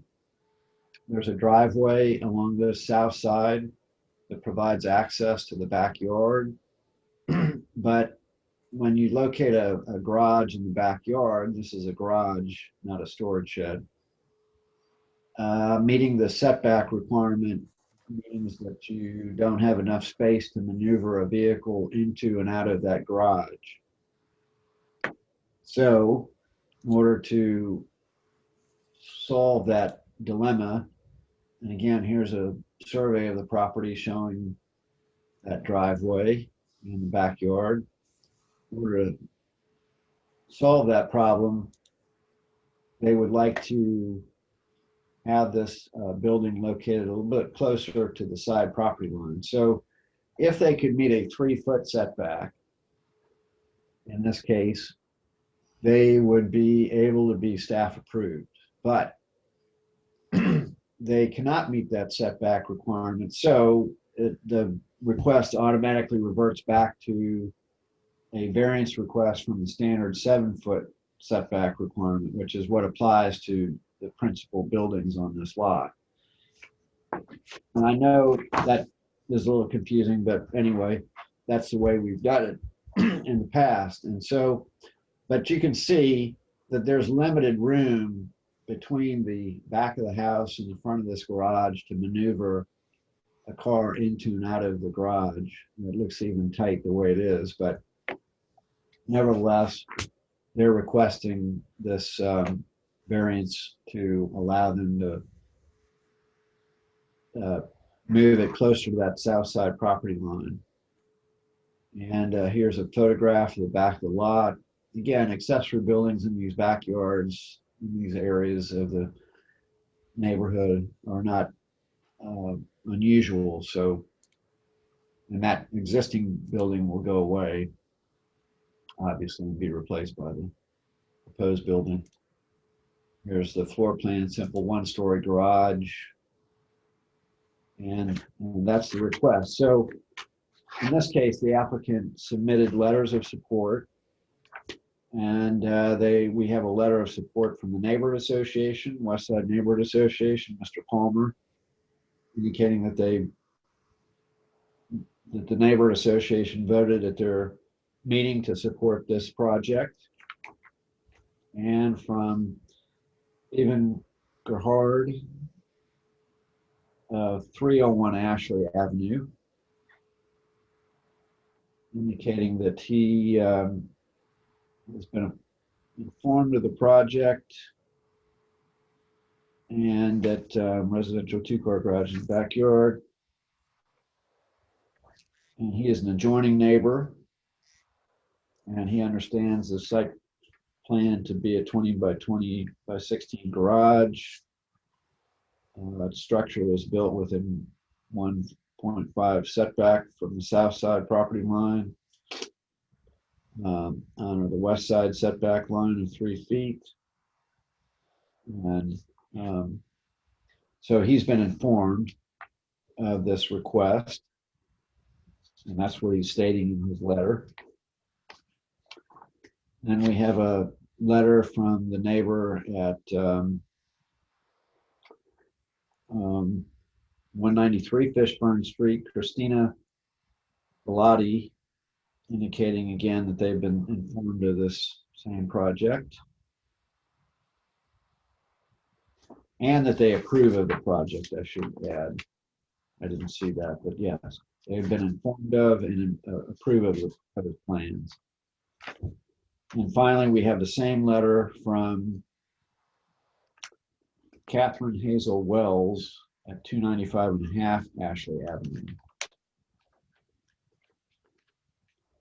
So all those neighbors have written letters of support. And again, we feel that the variance in this case is justified by the slightly shallower depth of the lot that doesn't offer the opportunity to place the building in a location where you could meet the setback requirement and have reasonable opportunity to maneuver a vehicle into and out of the garage. So we recommend approval of this request. Committee recommends approval. Is there anyone present in opposition? No, Mr. Robinson, there's no one present in opposition. Just for the record, the architect for this application is in attendance and if need be, could speak if that is necessary by you, the board members. Thank you. Any comments, questions, or motions from the board? Move approval. Okay. So there was a second. Yeah, I second. All those in favor signify by saying aye. Ms. Grass, Aye. Ms. Richards, Aye. Mr. Morrison, Aye. Mr. Bennett, Aye. Ms. Vargas, Aye. Mr. Robinson votes aye. The motion has unanimously been approved, as has the application. Thank you very much. Mr. Robinson, I'm sorry. Could you please, whoever seconded the motion, I didn't quite catch the voice. It was me. Oh, thank you. Very good. Next item on the agenda is 842 Rutledge Avenue. I think Ms. Grass is going to recuse. Yes, sir. Okay, good. Ms. Grass, you can retire if you wish, because the next item, which is the last, has been deferred. It already has. I'm still here. I'm just listening. Monitoring. If you wish, but you know, there's no more business for you after this. Thank you. It's your pleasure. 842 Rutledge Avenue, request variance from section 54301 to allow a two-story addition, master bedroom, bath, closet, bedroom, bath, with a 14.2-foot rear setback, 25 feet required, zone SR2. Mr. Batchelder. Thank you. So moving right along, last application, another residential property, this time in the north central neighborhood. And this site plan, this map rather, shows that the property is located on the corner of Rutledge Avenue and Maple Street. And I'll skip through that. Zoning map shows that the property has a house that is located close to the Maple Street side of the property and a very large side yard. Originally, this was 2 lots, front to back, from Rutledge Avenue back, and that lot line was adjusted to separate 83 Maple Street from 842 Rutledge many years ago. And but they ended up with this very large side yard. And last year, the board did review an application to allow an addition off of the side of the house. And this is that site plan. This was approved by the board in July of 2019. And the addition located right here. I'm outlining that in the cursor. And what was needed at that time was a variance to allow the addition with only a 14.2-foot rear setback. House doesn't quite meet the setback either, but it has a 17.3 foot setback. But they were proposing to build the building a little bit closer to that back property line, the addition rather. And so that was approved by the board. And then as they worked through it, I guess they made some revisions to the plans, and that happens sometimes, and had a slightly different plan that they submitted for permitting And we realized that it wasn't matching really what we had approved, so we felt like it had to come back to the board and receive your approval. So here's the revised plan. It shows a slightly smaller addition. It's not quite as wide as you look at it from Rutledge Avenue. And they eliminated that little porch over here on this side of the on the south side of the addition. But they've added these stairs right here. And so essentially they extended the variance that they requested with these proposed, with the footprint of these stairs, which are part of the building. And that's what we felt had to come back to the board and receive your approval.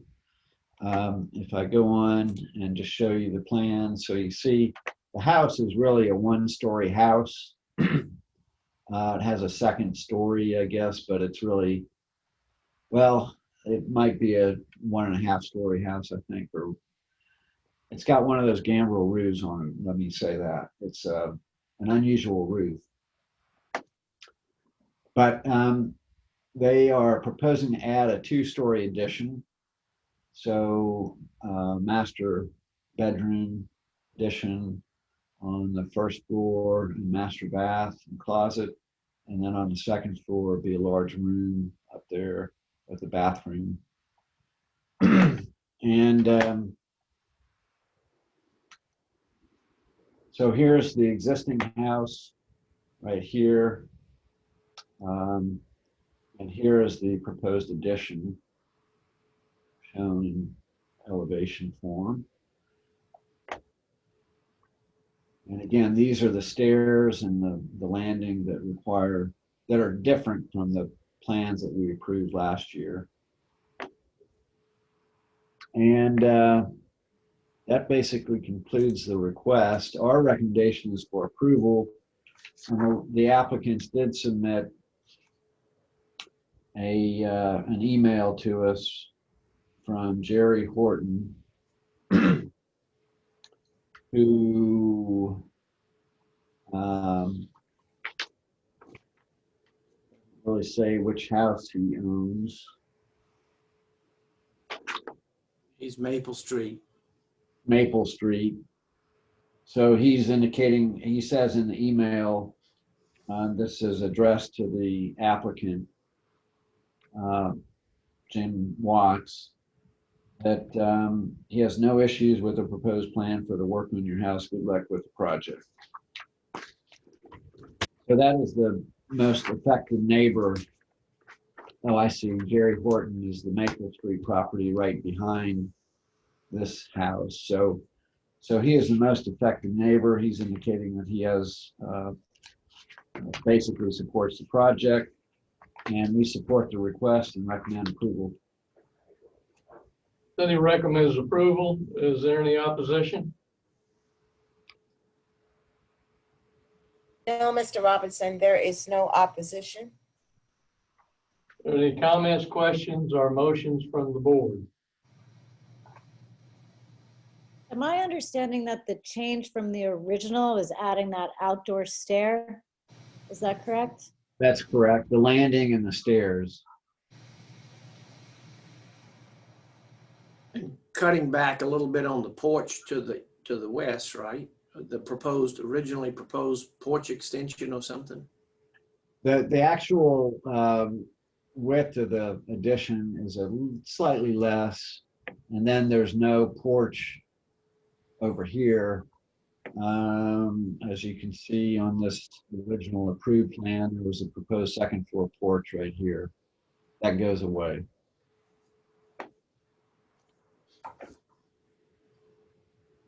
Any more questions? Any motions?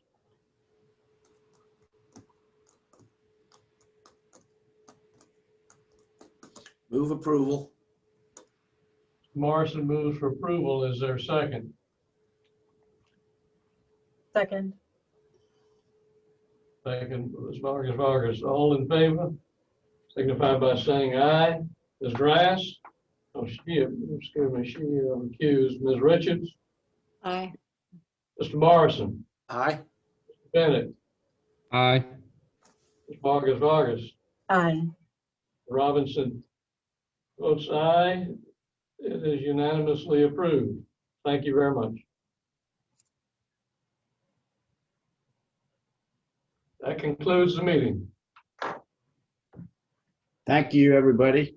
Mr. Robinson, I think you should have a party to introduce your new members to each other and the group. We'll accept email invitations. Thanks, you guys. Hello. Welcome to you, Welcome. Isa and John. Thank you. Is it Heiza or Heiza? Say Oh, again. no, it's Hesa. Hey, oh, sorry. Okay, Hesa. probably need another prompt on that. That's okay. Everybody have a good evening. All right, thank Thank you. you all. Thank you very much. Good night. Good night. Bye.